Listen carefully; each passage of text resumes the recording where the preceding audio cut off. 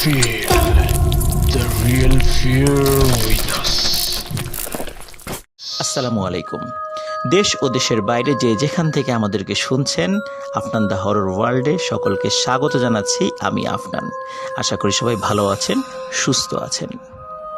আপনাদের সাথে ঘটে যাওয়া বা আপনাদের পরিচিত কারোর সাথে ঘটে যাওয়া বা আপনাদের এলাকায় ঘটে যাওয়া বা আপনাদের পার্শ্ববর্তী এলাকায় ঘটে যাওয়া সত্য ভয়ের ঘটনা আমাদেরকে শেয়ার করতে পারেন। আপনারা ঘটনা লিখে বা রেকর্ড করে উভয়ভাবে আমাদেরকে পাঠাতে পারবেন। আর ঘটনা পাঠাতে পারবেন আমাদের ইমেল অ্যাড্রেসে। আর আমাদের ইমেল অ্যাড্রেস হচ্ছে afnandahorrorworld@gmail.com। কথা না বাড়িয়ে সরাসরি ঘটনাতে চলে যাচ্ছি।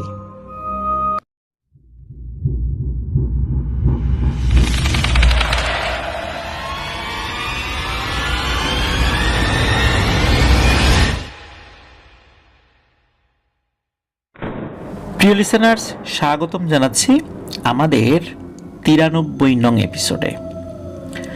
এবারের এপিসোডেও অন্যান্য এপিসোডের মতো 6টি ঘটনা ইনশাল্লাহ আপনাদের সামনে উপস্থাপন করব।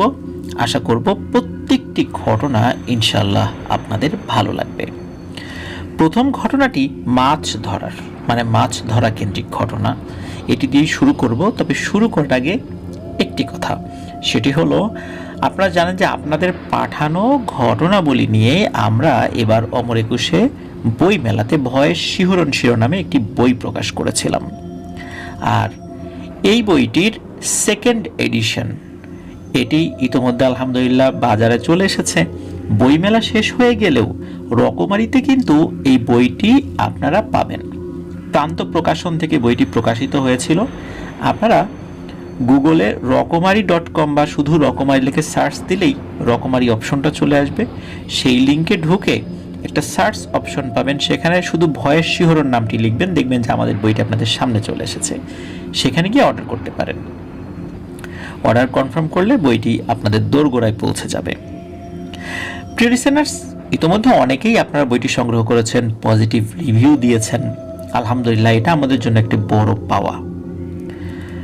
চলুন কথা না বাড়িয়ে আমাদের এবারের 93 নং এপিসোডের প্রথম ঘটনাতে চলে যাব। এখন যার ঘটনা শেয়ার করব, ওনার আরও একটি ঘটনা কিন্তু আমরা গত 76তম এপিসোডে প্রচার করেছিলাম। ওনার নাম নূর মোহাম্মদ ইসলাম শাকিল। ওনার বাড়ি ময়মনসিংহ জেলার ভালুকা উপজেলার হবিরবাড়ি গ্রামে। আর উনি যে ঘটনাটি আমাদেরকে পাঠিয়েছেন, এটি ওনার এক চাচাতো বোনের হাজবেন্ডের সাথে ঘটেছিল। এবং শুধু তার সাথে না, আরও দুই ভাইয়ের সাথে, তারই দুই ভাইয়ের সাথে ঘটেছিল। তো সময়টা 2001 সাল এবং শীতকাল। ওনারা তো 3 ভাই। সবার বড় ভাইয়ের নাম হলো রফিকুল ইসলাম, মেজো ভাইয়ের নাম হচ্ছে শফিকুল ইসলাম, আর যিনি ছোট তার নাম হচ্ছে জুয়েল আহমেদ। এই জুয়েল আহমেদই ঘটনাটি বর্ণনা করেছেন আর কি। আর ওনাদের বাড়ি ময়মনসিংহ জেলার ভালুকা উপজেলার ধিতপুর ইউনিয়নের শান্তিগঞ্জ গ্রামে। ওনাদের আর্থিক অবস্থা আসলে খুব একটা ভালো ছিল না। 3 ভাই মিলে প্রতিদিন রাতের বেলা মাছ ধরতে বের হতেন।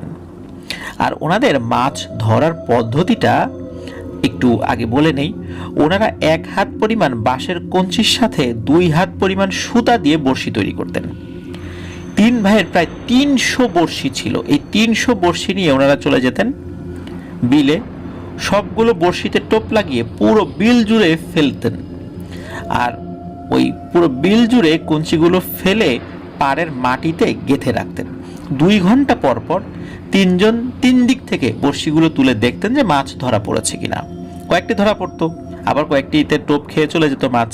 আবার নতুন করে টোপ লাগিয়ে আসতেন, আবার 2 ঘন্টা পরে গিয়ে দেখতেন। এভাবেই সারা রাত ওনারা মাছ ধরতেন।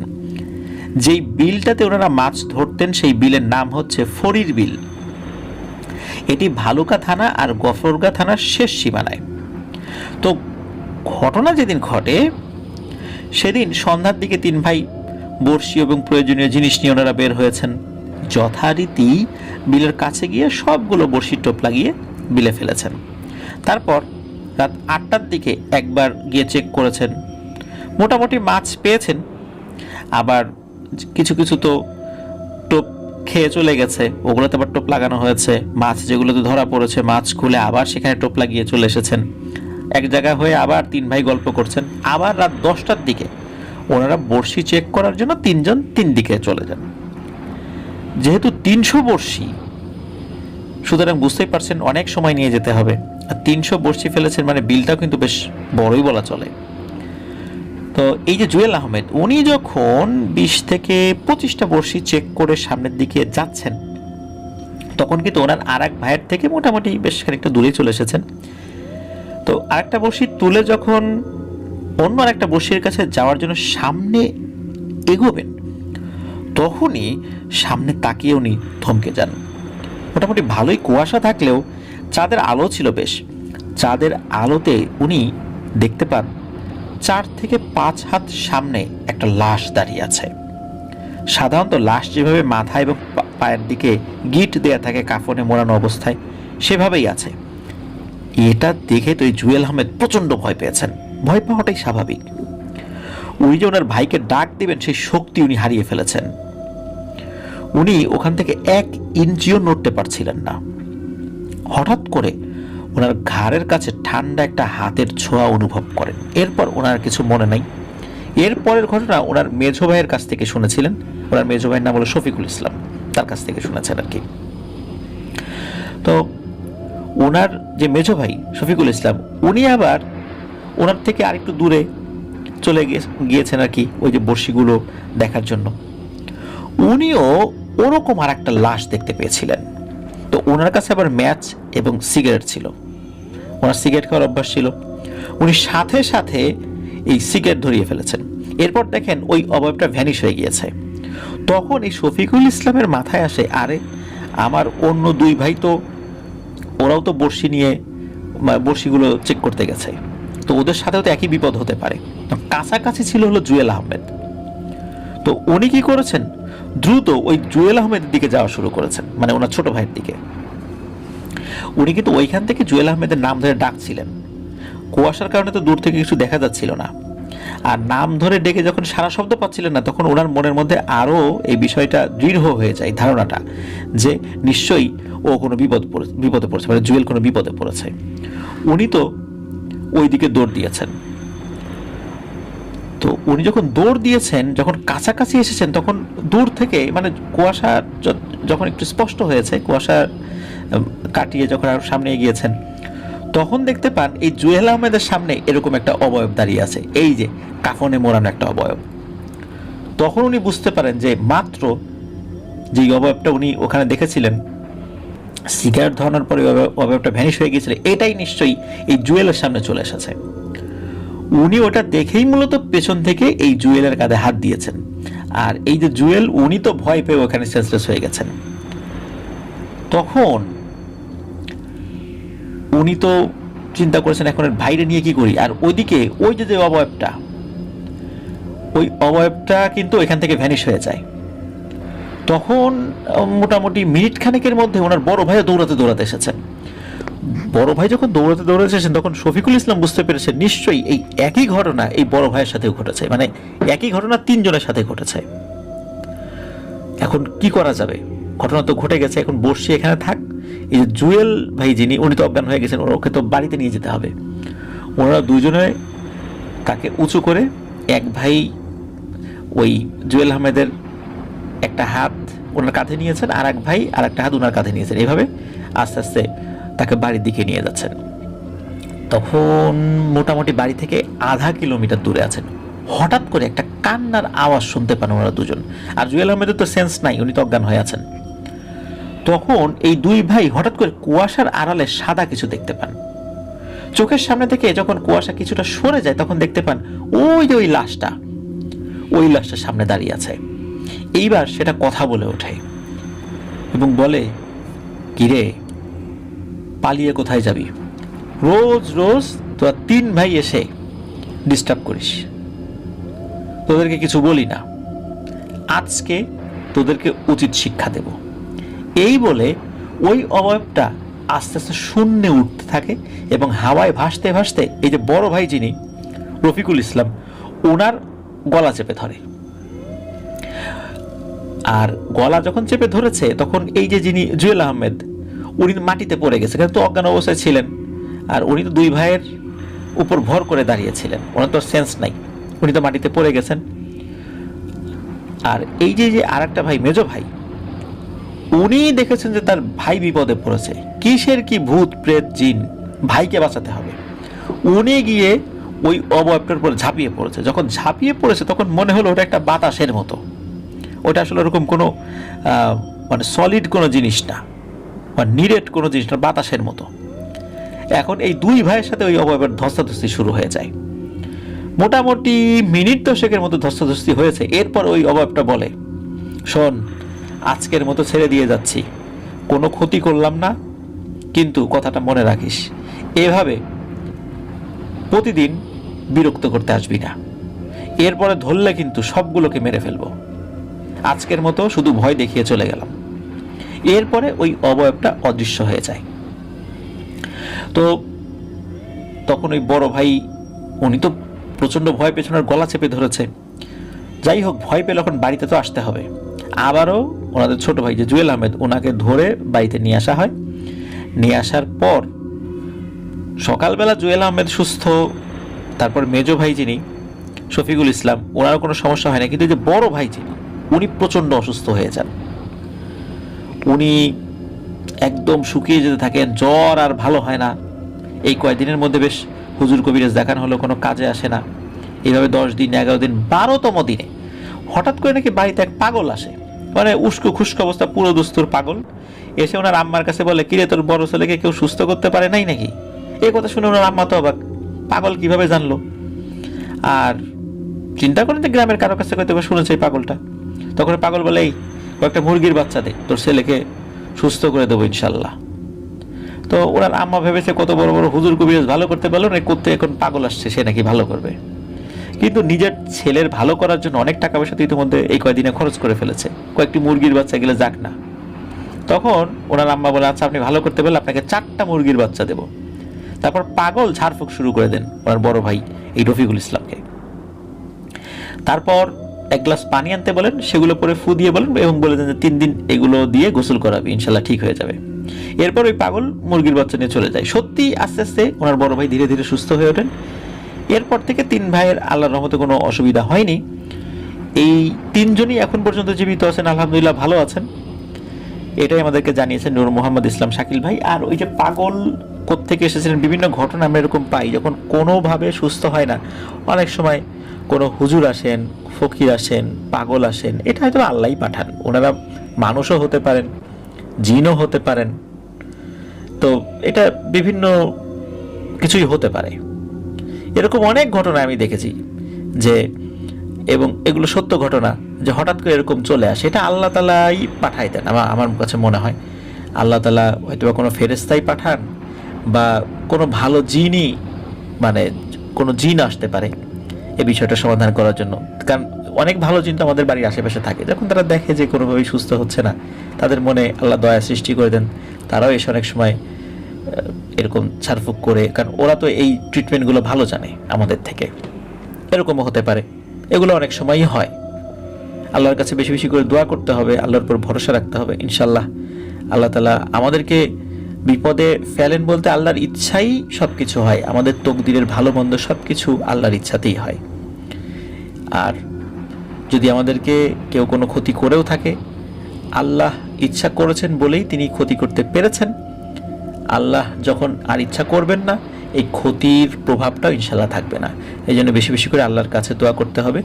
আর কেউ জাদুগ্রস্ত হলে অবশ্যই রুকিয়া করতে হবে, কিন্তু রুকিয়া করতে গিয়ে এবং জাদু থেকে মুক্ত হওয়ার জন্য আমরা এমন কিছু শিরকের মধ্যে লিপ্ত হয়ে যাই যেটা আসলে আমাদের পরকালকে ধ্বংস করে দেয়।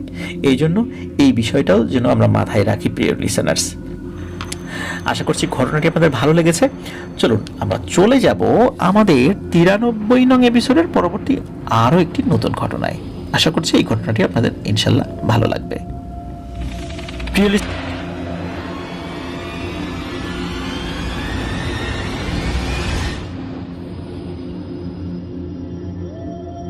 প্রিয় লিসেনার্স, এখন যে ঘটনাটি আপনাদের সাথে শেয়ার করব, এই ঘটনাটি আমাদেরকে পাঠিয়েছেন ইয়াসিন ভাই।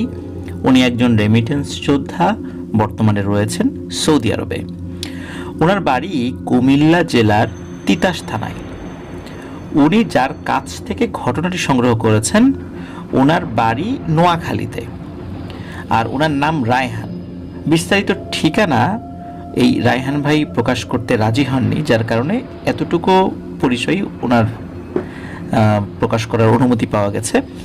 ঘটনাটি ঘটেছিল 1991 সালে, আর ওনার বয়স ছিল যখন মাত্র 15 বছর। উনি ছোট থেকেই দাদাদের কাছ থেকে জিন ভূতের কাহিনী শুনে বড় হয়েছেন, আর এগুলো শুনতে শুনতে ওনারও জিন দেখার প্রবল ইচ্ছা জাগে মনে।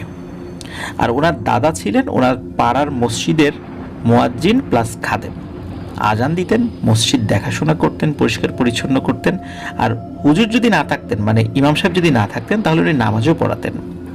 আর এর পাশাপাশি উনি টুকটাক কবিরাজিও জানতেন।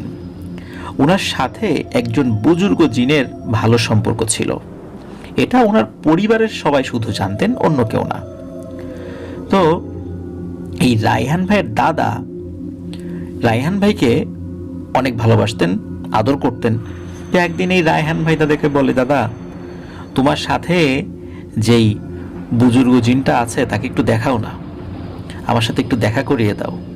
তখন ওই দাদা বলে, দেখ ভাই, তুই কিন্তু দেখলে ভীষণ ভয় পাবি, যাক সময় হোক তুই দেখতে পাবি। এটা বলে এই রায়হান ভাইকে সান্ত্বনা দেয়। এর কিছুদিন পর ওনাদের মালিকানাধীন বেশ কিছু আম গাছ ছিল, ওই আম গাছের আম পেকে গিয়েছিল। আর রায়হান ভাইদের কিন্তু অনেক আম গাছ, সুপারি গাছ এগুলো ছিল, এখনো আছে। তো ওই আম পাড়ার পর ওনার দাদা রায়হান ভাইকে বলছে যে তোর ফুপিকে কিছু আম দিয়ায়। তখন এই রায়হান ভাই একটা ব্যাগে করে কিছু আম ওনার ফুপির বাড়িতে দেওয়ার জন্য রওনা হন। সময়টা ছিল দুপুর 2টা কি 3টার দিকে, মানে যখন বের হয়েছেন। ফুপুর বাড়ি কিন্তু খুব বেশি দূরে ছিল না, ওনাদের গ্রামের পরে একটা গ্রাম, তারপরের গ্রাম। তো এটা পায়ে হেঁটেই যাওয়া যায়, পায়ে হেঁটে যেতে 1 থেকে 1.5 ঘন্টার মতো লাগে আর কি। তো উনি আসরের নামাজের পর গিয়ে ওনার ফুপুর বাড়িতে যায় পৌঁছান। তখন তো এরকম মোবাইল ফোনের ব্যবহার ছিল না।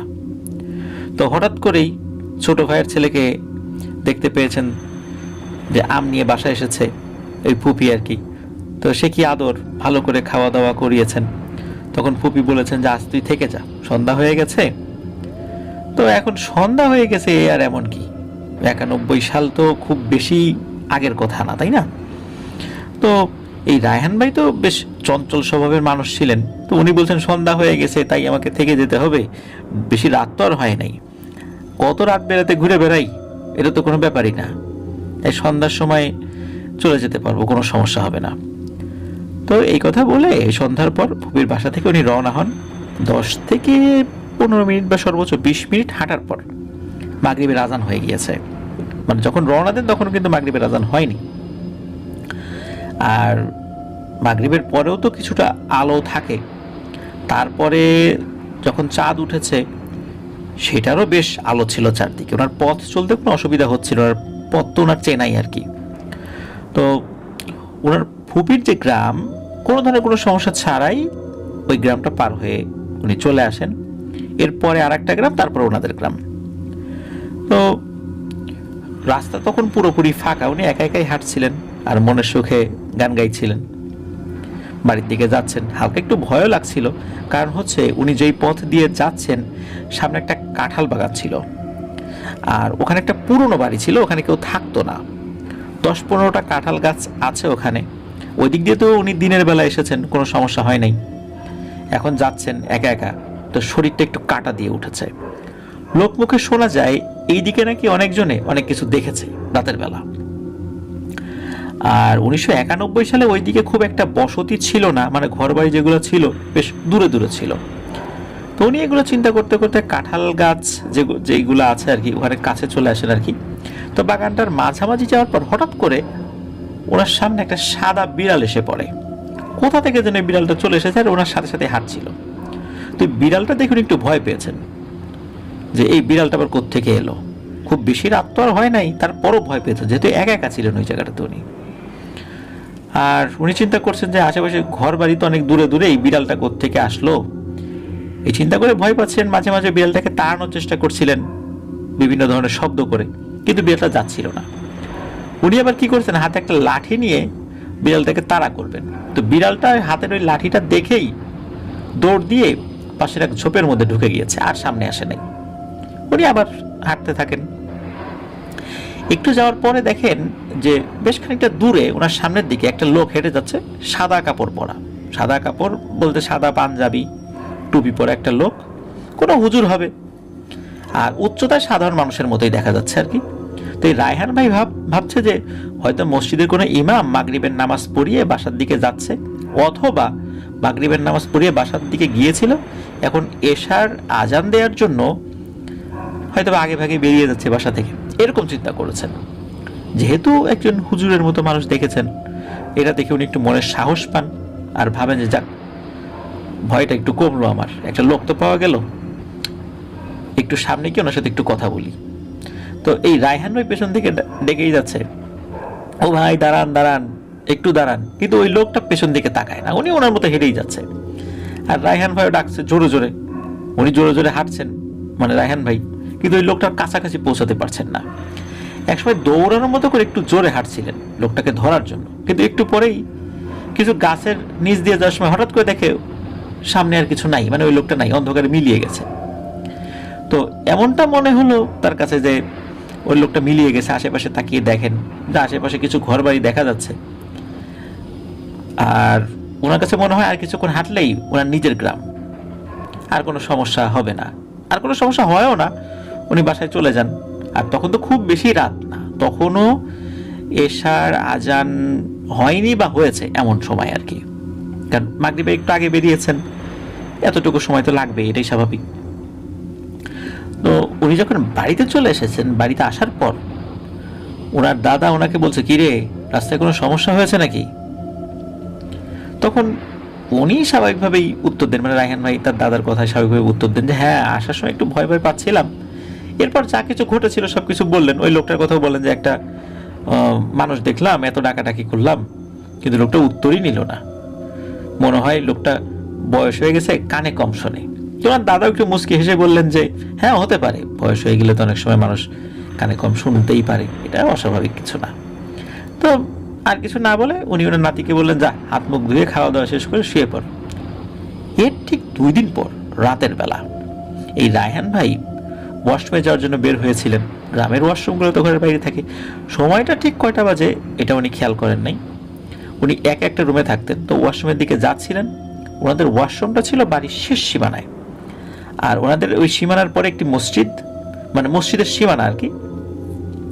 তো ওয়াশরুমের কাছে যখন গিয়েছেন, চাঁদের আলোতে দেখতে পান যে ওনাদের পাশের এলাকার উত্তর পাড়ার ইমাম সাহেব এখানে মেসওয়াক করছেন। আসলে ওই উত্তর পাড়ার ইমাম সাহেবই কিনা এটা বুঝতে না পারলেও মানে চাঁদের আলোতে মনে হচ্ছে এটা উত্তর পাড়ার ইমাম সাহেব।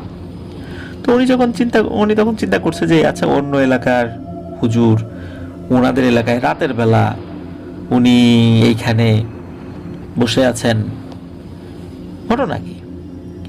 তো এটা দেখার পর উনি একটু কাছে গিয়েছেন।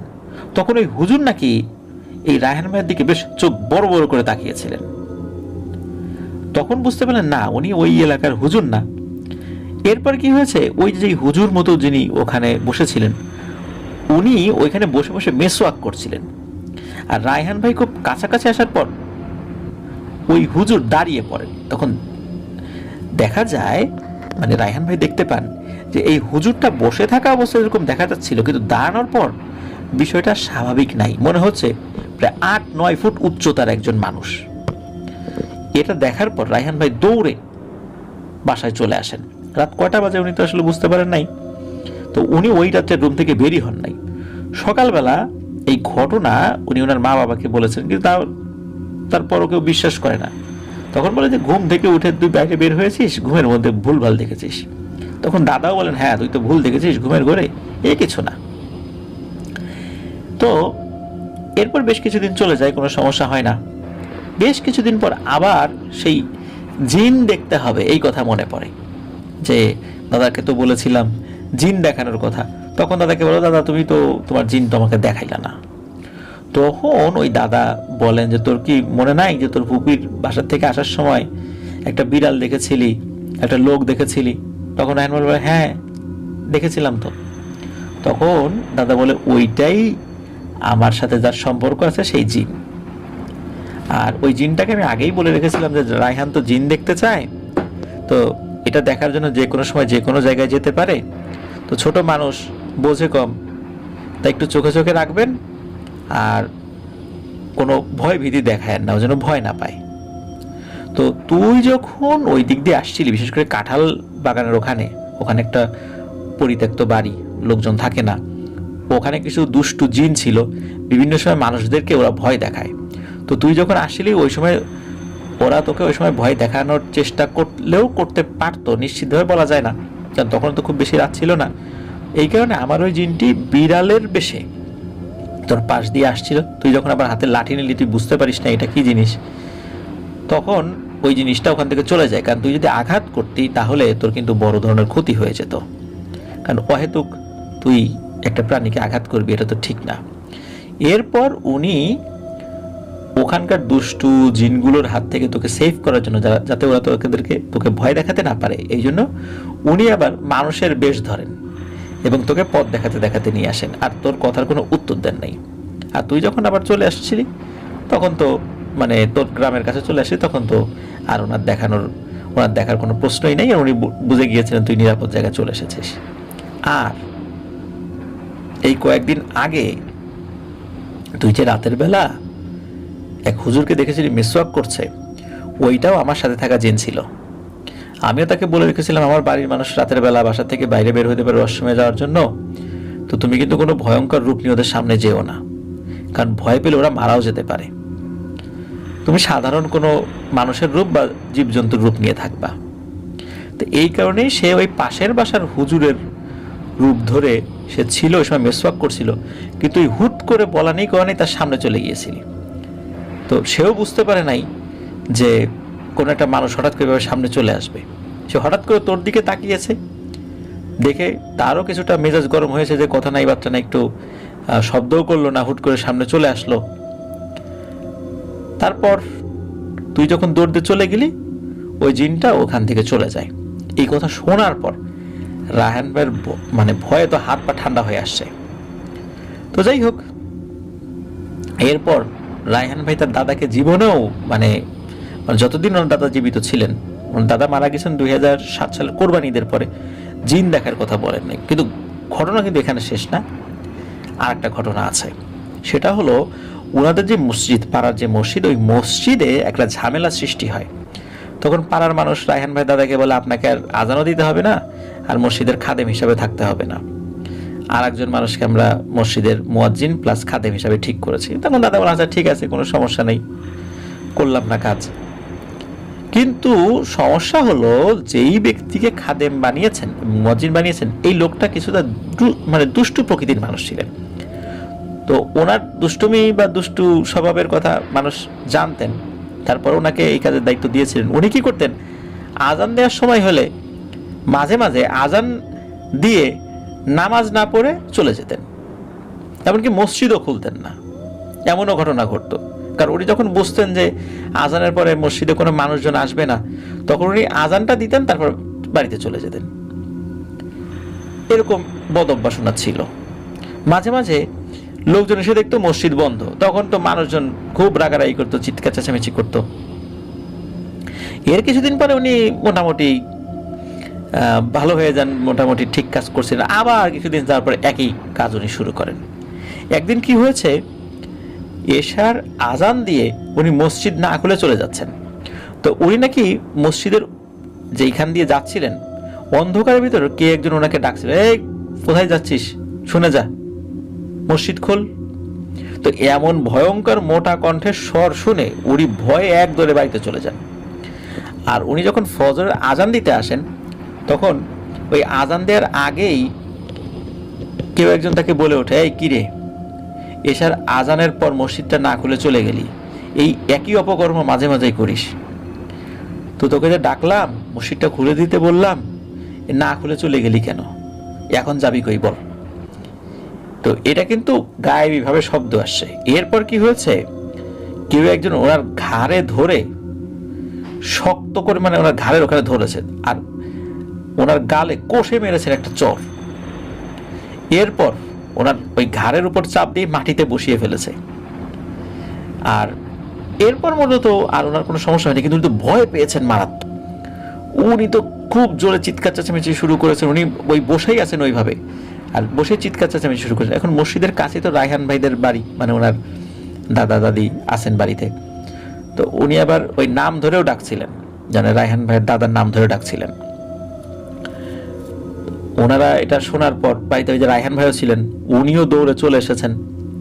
আশেপাশে আরো কয়েকজন লোক চলে এসেছেন। অনেকেই তো ওই চিৎকার শুনে ঘুম ভেঙে গিয়েছিল। ভোরবেলা তো আসলে খুব বেশি মানুষ আসে নাই ওই সময়। এদিকে নাম ছিল হামিদ, মানে যাকে চর মেরেছে তার নাম হলো হামিদ। তখন এই যে রায়হান ভাই ওনার দাদা আরো কয়েকজন লোক এসে বলে, এই হামিদ ভাই কি হয়েছে? তো উনি তো ভয়ে কিছু বলতে পারছিল না। তো যাই হোক, ওই রায়হান ভাইয়ের দাদা ওনার হাত পা একটু ঘষে দিচ্ছেন, মানে একটু স্বাভাবিক করার চেষ্টা করছেন। তখন এই হামিদ দাদা একটু পর সকলকে বলে যে, ভাই আমাকে কালেমা পড়ান, আমি তওবা করতে চাই, খুব ভয় পেয়েছি আমি। তখন তাকে কালেমা পড়ানো হয়, তওবা করেন। তখন উনি যখন একটু স্বাভাবিক হন, তখন সবাইকে বলেন যে এই ঘটনা, আমি তো এরকম ঘটনার মুখোমুখি হয়েছি। তো উপস্থিত সবাই বিষয়টা শোনেন। ফজরের নামাজের পর ওনাকে ধরাধরি করে বাড়িতে দিয়ে আসা হয়। ওই দিনই সকাল 8টা সাড়ে 8টার দিকে উনি মারা যান। মানে এতটা ভয় পেয়েছিলেন, উনি মারা যান। এরপর এই রায়হান ভাইয়ের দাদা ওনার যে জিনটা ছিল, সেই জিনের কাছ থেকে জানতে পারেন যে এই জিনটা খুব রাগে ক্ষোভে এমনটা করেছে। এমনিতে সে খুবই ভালো, বদরাগী না, কিন্তু এই ব্যক্তিটার উপর রেগে থাকার কারণ হচ্ছে যে উনি এই যে আজান দিয়ে চলে যেতেন, মসজিদের দরজা না খুলে চলে যাওয়ার কারণে এই জিনটা নাকি মসজিদে ঢুকতে পারতো না। জিনদের একটা নিয়ম আছে, এইভাবে তারা ঢুকতে পারে না।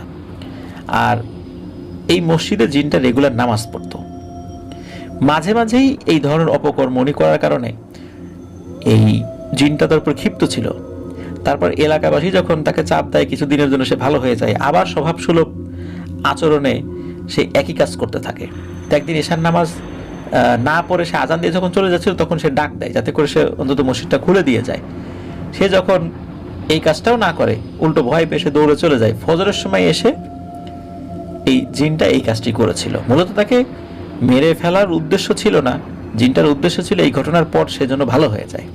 কিন্তু আসলে এতটাই ভয় পেয়েছিল, মানে এই হামিদ দাদা, উনি মারাই গিয়েছিলেন ওই দিনই। তো যাই হোক, আল্লাহ তাআলা হামিদ দাদার ভুল ত্রুটি ক্ষমা করুন।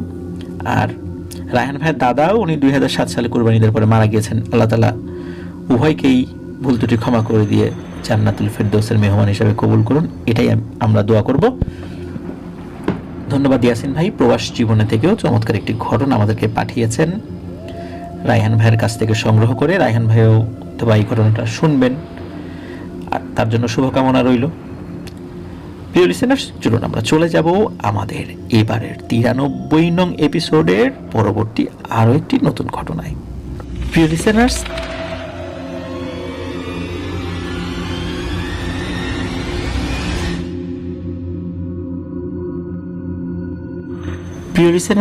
স্বাগতম জানাচ্ছি আমাদের 93 নং এপিসোডের তৃতীয় ঘটনায়। এখন যে ঘটনাটি আপনাদের সাথে শেয়ার করব, এই ঘটনাটি আমাদেরকে পাঠিয়েছেন সোহান ভাই। উনি এর আগেও আমাদেরকে ঘটনা পাঠিয়েছিলেন। উনি একজন সিঙ্গাপুর প্রবাসী। তো ঘটনাটি উনি সংগ্রহ করেছিলেন যখন উনি বাংলাদেশে এসেছিলেন। উনি বাংলাদেশে যখন আসেন তখন কয়েকটি ঘটনা সংগ্রহ করেছিলেন। এর মধ্যে প্রথম এই ঘটনাটি আপনাদের সামনে উপস্থাপন করব।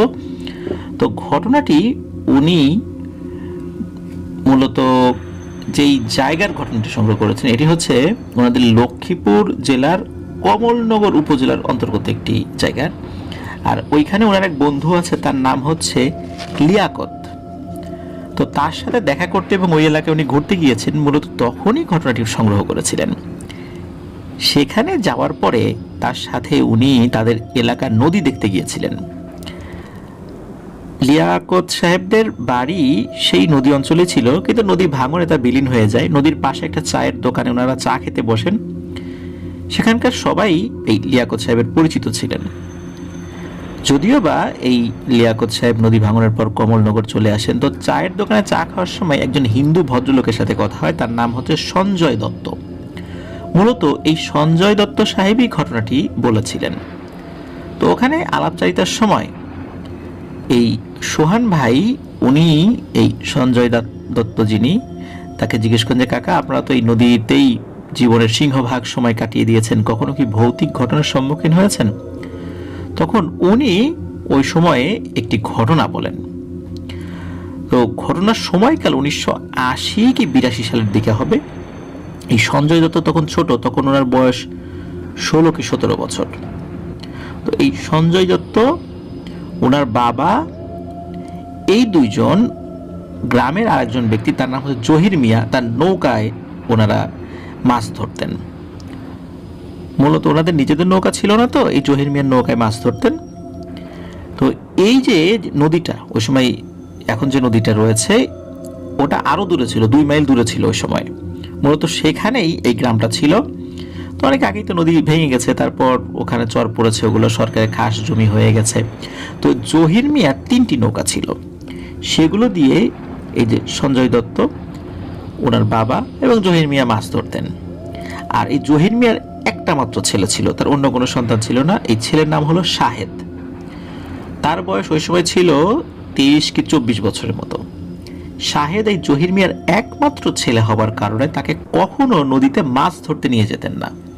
কারণ ওই যে যাদের মায়ের একমাত্র সন্তান ছেলে, মানে আর কোনো সন্তানাদি নাই, নদীতে গেলে তাদের অনেক বিপদ আপদ হতে পারে।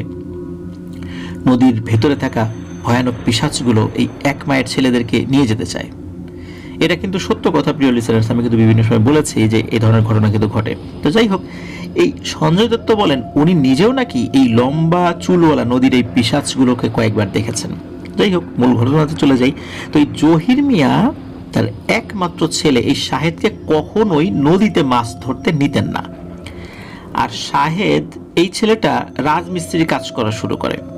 তো ওনাদের এলাকার রাজমিস্ত্রি একজন আছে হোসেন, এই হোসেনের সাথে শাহেদ ওই জোগালদার যেটাকে বলে আর কি, সহযোগী, এই কাজটা করতে থাকেন, মানে কাজ শিখছিলেন আর কি। তো এইভাবেই দিন যাচ্ছে।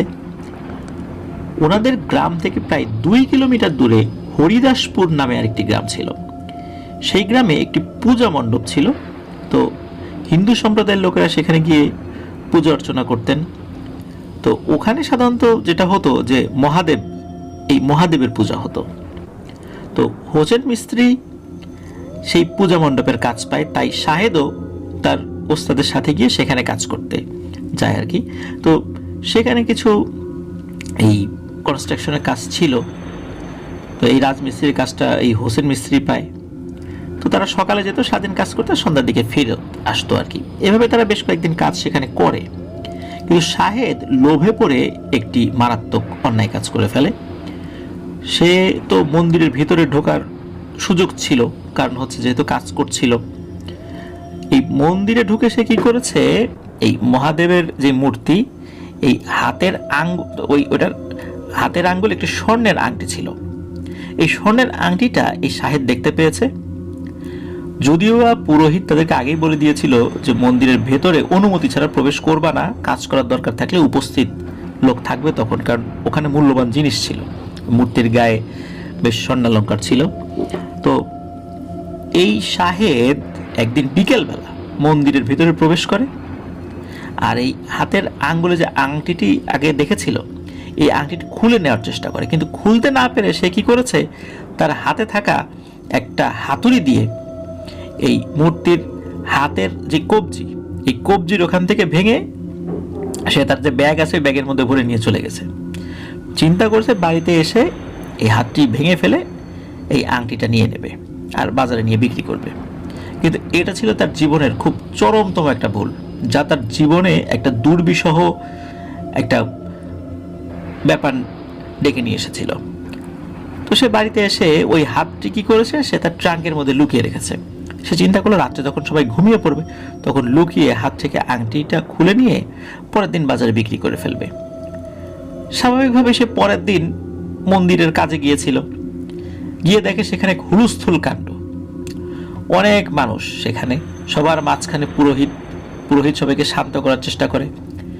শাহেদ আর হোসেন মিস্ত্রি সেখানে যাওয়ার পর পুরোহিত তাদের ডেকে মন্দিরের ভেতরে নিয়ে যায়। হোসেন মিস্ত্রি কিন্তু শাহেদের এমন কর্মকাণ্ডের কিছুই জানতেন না। পুরোহিত তাদের কর্কশ গলায় বলে যে তোমরাই তো এখানে কাজ করেছিলে, বলো তোমাদের মধ্যে কে এই অন্যায় কাজটি করেছে। তোমরা যদি এমন কাজ করে থাকো ভালো ভালো স্বীকার করো, তাহলে কিন্তু কোনো ক্ষতি হবে না, না হলে কিন্তু কঠিন পরিণতি তোমরা ভোগ করবা। আর মনে রাখবা, যেই এই কাজটা করো না কেন, একদিন আগে একদিন পরে আমরা কিন্তু ঠিকই জেনে যাব কে এই কাজটা করছে। এখন হোসেন মিস্ত্রি তো সহজ সরল মানুষ, উনি তো বলে দেন যে না ভাই, আমি তো এটার কিছু জানি না, আমি এই কাজটা করি নাই। আর আমার বয়স হয়ে গেছে, এতদিন বিভিন্ন জায়গায় কাজ করলাম, কত মসজিদে কাজ করছি, কত মন্দিরে কাজ করছি, কেউ তো কখনো আমার কাজের কোয়ালিটি নিয়ে প্রশ্ন করে নাই। আর আমি যে কখনো কোথা থেকে চুরি করছি এটা নিয়েও তো কেউ কিছু বলে নাই। এখন হোসেন মিস্ত্রি উনি তো সহজ সরল মানুষ, উনি তো অস্বীকার করবেন, কারণ উনি তো কাজটা করেনও নাই, উনি জানেনও না। আর ওইখানে যে শাহেদ উপস্থিত ছিল, সে ভয়ে সবকিছু অস্বীকার করে। তারপর সেদিন তারা আর কাজ না করেই যে যার বাড়িতে ফেরত আসে। আর ওই রাত থেকে শুরু হয় শাহেদের সাথে বিভীষিকাময় বিভিন্ন ঘটনা। রাতে স্বাভাবিকভাবেই শাহেদ তার বাবা মার সাথে রাতের খাবার খায়, এরপর শুয়ে পড়ে।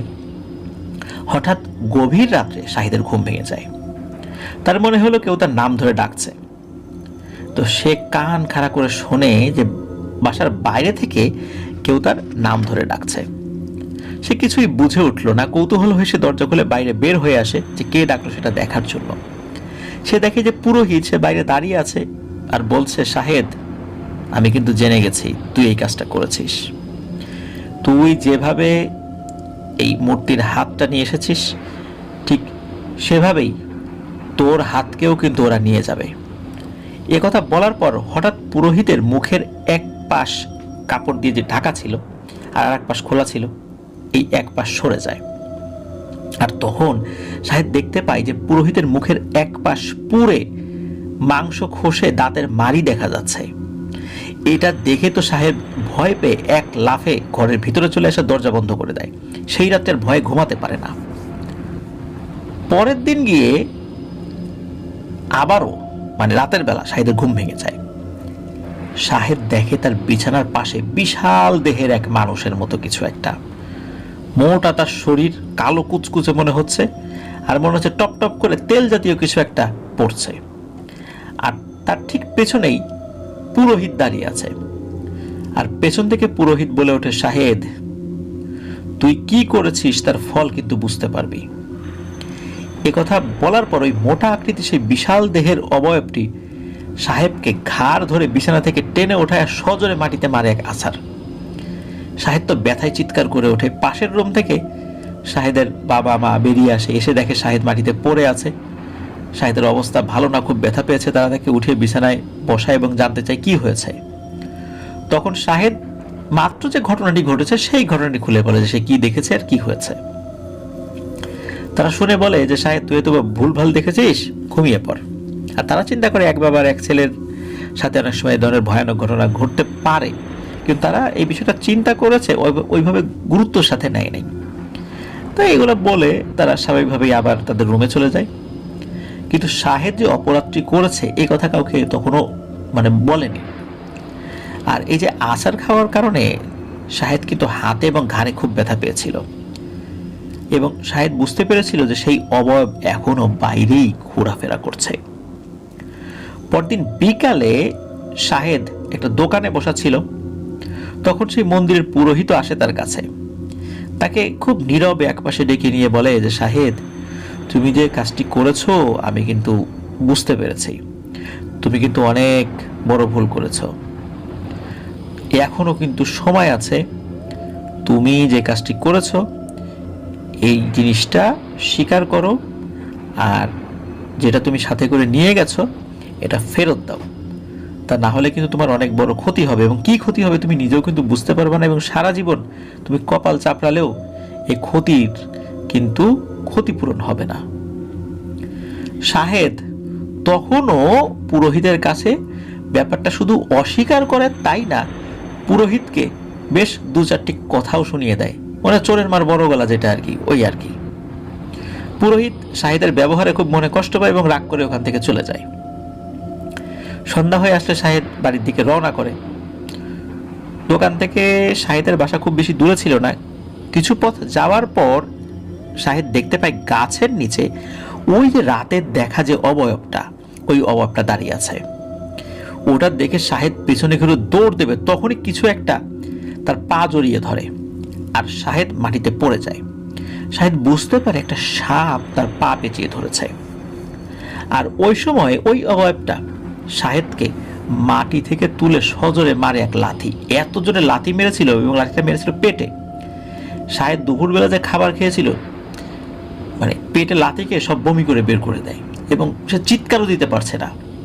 আর ওই অবয়বটা পাশে থাকা একটা গাছের ডাল দিয়ে তার কপালে আঘাত করে, সাথে সাথে তার কপাল ফেটে দরদর করে রক্ত পড়তে শুরু করে। আর তার সামনে মুখ এনে সেই অবয়বটা খুব কর্কশ কণ্ঠে বলে ওঠে, তোকে এত সহজে মারবো না রে, তোকে তিলে তিলে কষ্ট দেব। ওই সময় আবার কি হয়েছে, কেউ একজন লাইট মেরে ওইদিকে আসছিল। এটা দেখে ওই অবয়বটি তাকে ছেড়ে হাওয়ায় মিলিয়ে যায়। সেই লোক কাছে এসে দেখে শাহিদ মাটিতে পড়ে আছে আর তার কপাল থেকে রক্ত ঝরছে। তাকে জিজ্ঞেস করা হয় যে কি হয়েছে, তোমার এই অবস্থা কেন? শাহিদ বলে, কাকা আগে আমাকে বাড়িতে নিয়ে চলেন। পরে সেই লোক শাহিদকে বাড়িতে নিয়ে যাওয়া হয়। তার এই অবস্থা দেখে বাড়ির সবাই জিজ্ঞেস করে কি হয়েছে, কার সাথে ঝগড়া করেছে, কার সাথে মারামারি করেছে। তখন শাহিদ তার মা বাবাকে পুরো ঘটনাটা খুলে বলে আসলে সে কি কাজ করেছে, এটা সেটা।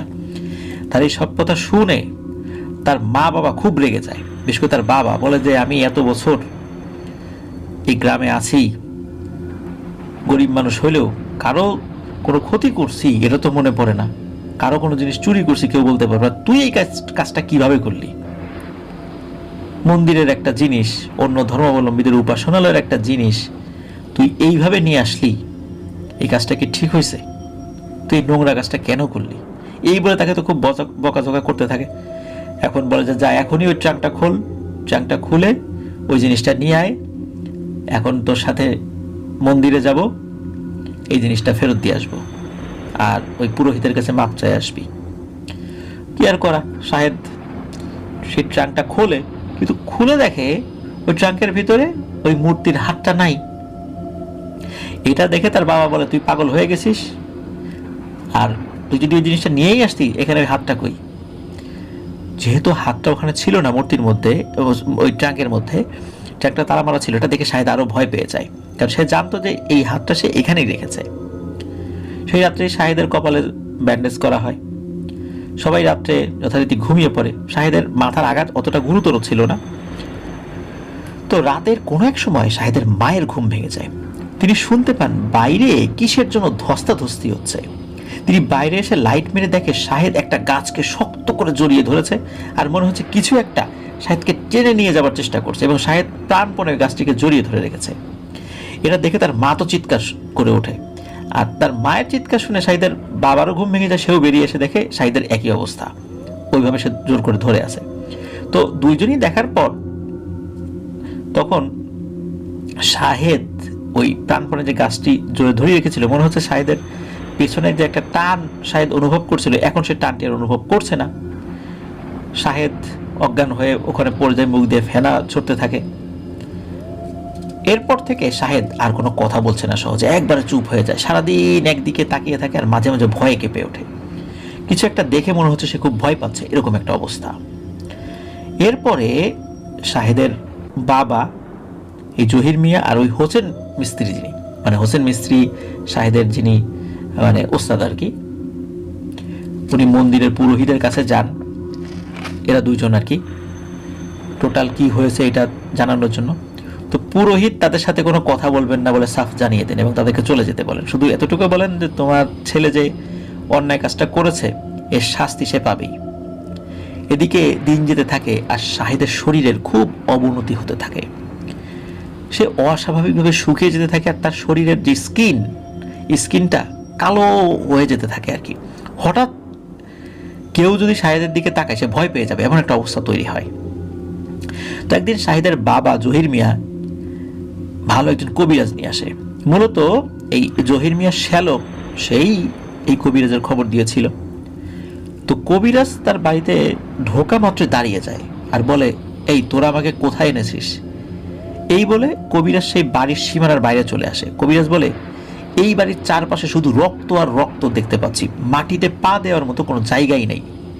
এটা কোনো স্বাভাবিক বিষয় নয়, আমার দ্বারা এখানে কিছু করা সম্ভব হবে না। এই বলে কবিরাজ ওখান থেকে চলে যায়। তো ঘটনা কিন্তু এই যে সঞ্জয় দত্ত বলছেন, দোকানে ততক্ষণে 20-25 জন মানুষ ভিড় হয়ে গেছে ঘটনা শোনার জন্য, সবাই মন দিয়ে ঘটনা শুনছে। তো এক রাতে জহির মিয়া মাছ ধরে বাড়িতে ফিরতে ফিরতে রাত প্রায় 1টা বেজে যায়। সে বাড়িতে এসে দেখে এক ভয়ানক কাণ্ড। তার স্ত্রী জ্ঞানহীন অবস্থায় বিছানায় শুয়ে আছে, পাশে তার শ্যালক এবং বাড়ির কয়েকজন মানুষ বসে আছে। সবাই তার স্ত্রীর জ্ঞান ফেরানোর চেষ্টা করছে। ভোর রাতে শাহেদের মায়ের জ্ঞান ফেরে। তো জহির মিয়া জিজ্ঞেস করে, কি হয়েছে, কেন জ্ঞান সে হারালো, এই জিনিসটা জিজ্ঞেস করে তার স্ত্রীকে। তখন তার স্ত্রী বলে, রাত্রে সে স্বাভাবিকভাবে শুয়েছিল, তার যখন ঘুম চলে এসেছে তিনি আবছা আলোয় দেখতে পান কয়েকজন লোক তাদের বাসায় ঢুকে সোজা শাহিদের রুমে চলে গেল। এইদিকে উনি এই দৃশ্য দেখে চিৎকার করে ওঠেন, কিন্তু চিৎকার করলে ওনার গলা দিয়ে কোনো আওয়াজই বের হচ্ছে না। উনি বিছানা থেকে নামতে গেলে উনি পারছেন না, নড়াচড়াও করতে পারছেন না। ওই লোকগুলো শাহিদকে তার রুম থেকে টেনে তার সামনে নিয়ে আসে। শাহিদের মায়ের সামনে এই ঘটনা ঘটছে, আর একটা মোটা তেলতেলে শরীরের একটা অবয়ব এসে ধারালো এক রামদা নিয়ে এক কোপে শাহিদের ডান হাতের কবজি বিচ্ছিন্ন করে ফেলে। ফিনকি দিয়ে রক্ত মেঝেতে ছড়িয়ে পড়ে। শাহেদ তার মায়ের দৃষ্টিতে মায়ের দিকে এক অপলক দৃষ্টিতে তাকিয়ে থাকে, কিন্তু সে কোনো আওয়াজ করতে পারছে না। সে বোঝাতে চাইছে যে সে কতটা যন্ত্রণা পেয়েছে। এরপর সেই অবয়ব শাহেদকে ধাক্কা দিয়ে মাটিতে ফেলে দেয় আর তার মাথার উপর পা রেখে বলে, তোকে যন্ত্রণা দিয়ে তিলে তিলে শেষ করব। এরপর মূলত তার মা অজ্ঞান হয়ে যান। সব শুনে জহির মিয়া বলে, শাহেদ তো ঘরেই আছে, ও হাতে তো কোনো সমস্যা হয়নি। মূলত এই জিনিসটা শাহিদের মা ঘুমের ঘরে দেখেছিলেন। তো ঘুমের ঘরে দেখেই উনি চিৎকার দিয়ে উঠে আবার অজ্ঞান হয়ে গিয়েছিলেন। তো যাই হোক, দিন দিন পরিস্থিতি খারাপের দিকে যাচ্ছে, কি করা যায়। বাইরে দুপুরবেলা চেয়ারে বসে সব ভাবছে জহির মিয়া। হঠাৎ সে একটা অবচেতন মনে চলে যায়, মানে একটা ঘুমের ঘোর বা একটা তন্দ্রাচ্ছন্ন অবস্থার মধ্যে চলে যায়। সে দেখতে পায় একটা বিশাল পাহাড়ের চূড়া, সেই পাহাড়ের চূড়ার উপর বিশাল একটা অবয়ব, আর এই অবয়বের সামনে শাহিদ মাথা নিচু করে বসে আছে। এটা দেখে উনি আবার চমকে ওঠেন, মানে ওনার তন্দ্রাচ্ছন্ন ভাবটা কেটে যায়। এখন এই পরিস্থিতিতে উনি কি করবেন কিছুই বুঝতে পারছেন না। যে বেশ কয়েকজন হুজুর কবিরাজ দেখানো হলো, কোনো সমাধান তো আসলো না। একদিন তাদের গ্রামের ইমাম সাহেব এসে জহির মিয়াকে একজন বড় মাপের আলেমের সন্ধান দেন। তিনি বলেন যে ইনশাল্লাহ আপনার ছেলের জন্য উনি কিছু করতে পারবেন। তো এই কথা শুনে সেই ইমাম সাহেব এবং জহির মিয়া সহ আরো কয়েকজন লোক সেই আলেমের কাছে যান আর তাকে সমস্ত ঘটনা খুলে বলেন যে শাহিদ কি অপকর্মটা করেছে এবং এরপরে কি ঘটনা ঘটা শুরু হয়েছে। সব শুনে সেই আলেম খুব রাগান্বিত হন শাহিদের উপর। তারপরে যেহেতু ঘটনাটা ঘটেই গেছে, এটা সমাধান তো করা জরুরি। তো তিনি আসবেন বলে আশ্বাস দেন তাদেরকে। তো 2 দিন পর সেই আলেম তাদের বাড়িতে আসে। 2 দিনের মধ্যে খুব বড় ধরনের ভয়ানক ঘটনা ঘটেনি। তো সে আলেম ওই বাড়িতে এসে বাড়ির চারপাশ ভালো করে লক্ষ্য করে বলেন যে আমাকে একটু থাকার ব্যবস্থা করেন, তবে সেটা এই বাড়িতে না, অন্য বাড়িতে। এই বাড়িতে আমি থাকতে পারবো না। পরে সেই স্থানীয় যে ইমাম, ওই ইমামের বাসায় ওই আলেমের থাকার ব্যবস্থা করা হয়। রাত্রে ইমাম সাহেব শাহেদকে সামনে বসিয়ে অনেক আমল করেন। পরে স্থানীয় ইমামের ভেতর ওই আলেমের সাথে থাকা একজন জিনকে হাজির করান। তো জিন এসে আলেমকে সালাম দেন আর বলেন যে আমাকে কোথায় ডেকে এনেছেন, আমি তো এখানে থাকতে পারছি না, দ্রুত বলেন, আমাকে এখনই চলে যেতে হবে এখান থেকে। তো ওই আলেম বলেন, এই ছেলের কি সমস্যা, একটু দেখবেন কি হয়েছে। তখন সেই জিন বলেন, আপনি এখানে আসার আগে আমরা এই ছেলের সব খোঁজ খবর নিয়ে রেখেছি। এই ছেলে খুব বড় ধরনের একটা অন্যায় কাজ করেছে। সে অন্য ধর্মের একটা উপাসনালয়ের মূর্তির হাত ভেঙেছে। লোভে পড়ে সে আংটি চুরি করার জন্য এই অপকর্মটা করেছে। আর ওই মন্দিরের ভেতরে থাকা ওই মন্দিরের সেবক যে জিনেরা, এই জিনিসটা তো তারা একটা দেখেছে। তারা প্রথমে সুযোগ দিয়েছিল, ওই পুরোহিতের মাধ্যম দিয়ে এই সমস্যার সমাধান করার জন্য, শাহেদ যেন ভুল বুঝতে পেরে এই জিনিসটা সমাধান করে। কিন্তু শাহেদ এই কাজটি করে নাই, এই কারণে ওই জিনেরা প্রতিশোধ নেওয়ার জন্য পাগল হয়ে গেছে। এখন জিনেরা বলেছিল যে শাহেদ যেন এই মূর্তির হাতটা ফেরত দেয় আর পুরোহিতের কাছে ক্ষমা চায়। উল্টো পুরোহিতকে শাহেদ অপমান করেছে, খারাপ ভাষায় কথা বলেছে। এতে করে ওই জিনগুলো আরো বেশি ক্ষিপ্ত হয়েছে। এই কারণেই জিনেরা শাহেদের পিছনে লেগেছে। এখন তাদের উদ্দেশ্য সফল না হওয়া পর্যন্ত ছাড়বে না, এই জিনেরা ওকে মেরেই ফেলতে চায়। এরপর ওই জিন বলে আমি আর এখানে থাকতে পারছি না, আমি চলে যাব। এই বলে ওই জিনটা চলে যায়। এবার আলেম আবার একটা কাজ করেন, সেটা হলো আর একটা জিনকে ওই ইমামের উপর হাজির করেন। এই জিন খুব বয়স্ক একজন জিন। তো ওই জিন আসলে আলেমই তাকে সালাম জানায়, অনেক প্রবীণ জিন আর কি। তখন ওই জিনকে আলেম বলেন যে কিভাবে সমস্যার সমাধান করা যায়। তখন সেই জিন একটু চুপ থেকে বলেন যে আচ্ছা আপনারা অপেক্ষা করেন, আমি পরে জানাই। এই বলে জিনটা চলে যায়। তো গভীর রাত্রে আলেমের কাছে বয়স্ক জিনটা আসে এবং এসে বলে আসলে এই জিনিসটা আমরা চাইলেও সমাধানযোগ্য নয় যদি না ওই জিনেরা নিজে থেকে সমাধান না করে। কারণ ওই মন্দিরে থাকা জিনের সংখ্যা অনেক বেশি, তাদের বিরুদ্ধে তো আমরা এই ছেলের জন্য যুদ্ধ করতে পারি না। তবে আপনি একটা কাজ করতে পারেন, এই বাড়িটা বন্ধ করে দিতে পারেন আর বলবেন যে ছেলেটা যেন বাড়ির বাইরে না যায়। আমার পক্ষে যদি সম্ভব হয় আমি ওই জিনদের যে সর্দার তাকে বলে কোনো একটা সুরাহা করা যায় কি না এই জিনিসটা দেখব, আর এই ছেলেটাকে যেন খুব চোখে চোখে রাখে। এটা বলে ওই আলেমের কাছ থেকে জিনটি বিদায় নিয়ে চলে যায়। আলেমও সকালবেলা এই বিষয়টি বলেন যে এই ঘটনা, বাড়িটা বন্ধ করে দিতে হবে, এছাড়া আর কোনো সমস্যার সমাধান আপাতত নেই। যদি সমস্যার সমাধান হয় সেটা পরবর্তীতে জানা যাবে। তো যাই হোক, হুজুর বাড়ি বন্ধ করে চলে গেল। রাতের বেলা তাদের বাড়ির সীমানার বাইরে অনেক অবয়বের অস্তিত্ব তারা টের পেতেন। তবে বড় ধরনের কোনো সমস্যা না হলেও শাহেদের অবস্থার কিন্তু উন্নতি হচ্ছিল না। এক রাতে বাধে এক বিপত্তি। তারা স্বাভাবিকভাবে রাত্রে ঘুমিয়েছিল, হঠাৎ বাড়ির টিনের চালের উপর বিকট এক শব্দ। তাতে তো তাদের ঘুম ভেঙে যায়, মনে হয় খুব ভারী কোনো কিছু, গাছ থেকে অনেক সময় নারকেল পড়ে বা তাল যদি টিনের চালের উপর পড়ে কেমন শব্দ, ওরকম ভয়ানক শব্দ হয়। এরপর কি হয়, তাদের ঘরের সকল দরজা জানালা একসাথে খুলে যায় এবং সজোরে বাড়ি খেতে থাকে। সাধারণত ঝড়ের সময় যেরকমটা হয় ওরকম আর কি। তারা তো ভয়ে চিৎকার চেঁচামেচি করতে থাকে, ভয়ে জড়সড় হয়ে থাকে। এরপর আস্তে আস্তে সব শান্ত হয়ে যায়। জহির মিয়া বিছানা থেকে নেমে শাহেদের ঘরে যায়, কিন্তু কি কাণ্ড, শাহেদ তার বিছানায় নেই। তাকে আশেপাশে খুঁজতে থাকে, পাড়া প্রতিবেশীকে ডাকা হয়, সবাই এদিক সেদিক খুঁজতে থাকে, কিন্তু শাহেদের খোঁজ পাওয়া যাচ্ছে না। শাহেদের বাবা তো কান্নায় ভেঙে পড়েন। তখন একজন লোক দৌড়ে এসে বলে যে তাদের বাড়ি থেকে একটু দূরে রাস্তার পাশে শাহেদ অজ্ঞান হয়ে পড়ে আছে। একথা শুনে সবাই সেদিকে যায়, গিয়ে দেখে শাহেদ অচেতন অবস্থায় পড়ে আছে। তার সারা শরীরে মাটি মাখা আর গায়ে কালো দাগ হয়ে আছে, আঘাত করলে যেরকম দাগ হয়। সবাই মিলে শাহেদকে ধরে বাসায় নিয়ে আসা হয়। পরদিন সকালবেলা সেই আলেমকে আবার ডেকে নিয়ে আসা হয়। আলেম এসে বলেন যে এই জিনগুলো বাড়ি যে বন্ধ দেওয়া হয়েছিল সেটা ভেদ করে ফেলেছিল, আর তাদের ক্রোধ থেকেই শাহেদের সাথে এমন অত্যাচার করেছে। শাহেদের জ্ঞান ফেরে। এর কিছুদিন পর শাহেদ আস্তে আস্তে কথা বলতে শুরু করে। শাহেদের অবস্থা ভালো হতে থাকে, কিন্তু সেই রাতের ঘটনার পর শাহেদের ডান হাত প্যারালাইজড হয়ে যায় এবং সেই হাত আর কখনোই সে নাড়াতে পারে নাই। তো সঞ্জয় দত্ত এখানেই ঘটনাটা শেষ করেছিলেন আরো একটি তথ্য বলে, সেটা হলো যে ওই যে বয়স্ক জিনটা, ওই জিনটা ওই মন্দিরে থাকা যে জিনটা ছিল ওদের সর্দারের সাথে কথা বলেছিলেন এবং কথা বলে উনি অনুরোধ করেছিলেন শাহেদকে যেন প্রাণে না মারা হয়। তখন ওই সর্দার বলেছিলেন যে আপনারা তো বিভিন্ন বুজুর্গ ব্যক্তিদের দরবারে যান, বিভিন্ন মসজিদে যান, এখন আপনারা যদি গিয়ে দেখেন ওই বুজুর্গ ব্যক্তির সাথে কেউ বেয়াদবি করেছে বা আপনাদের উপাসনালয় মসজিদের কোনো জিনিসের কেউ ক্ষয়ক্ষতি করেছে, তখন আপনারা ওই ব্যক্তির সাথে কি আচরণ করতেন? এই কথা বলার পর ওই বয়স্ক জিন আসলে তেমন কোনো কথা বলতে পারেন নাই।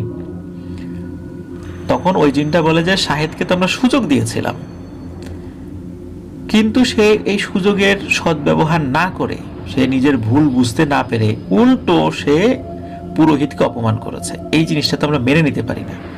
আমাদের একজন ধর্মগুরুর সাথে সে এরকম অপমান করেছে, পুরোহিত তো তাকে বলেছিল, সে সন্দেহ করেছিল শাহেদ এই কাজটি করেছে, পুরোহিত তাকে ক্ষমা করে দিলে আমরাও কিছু বলতাম না।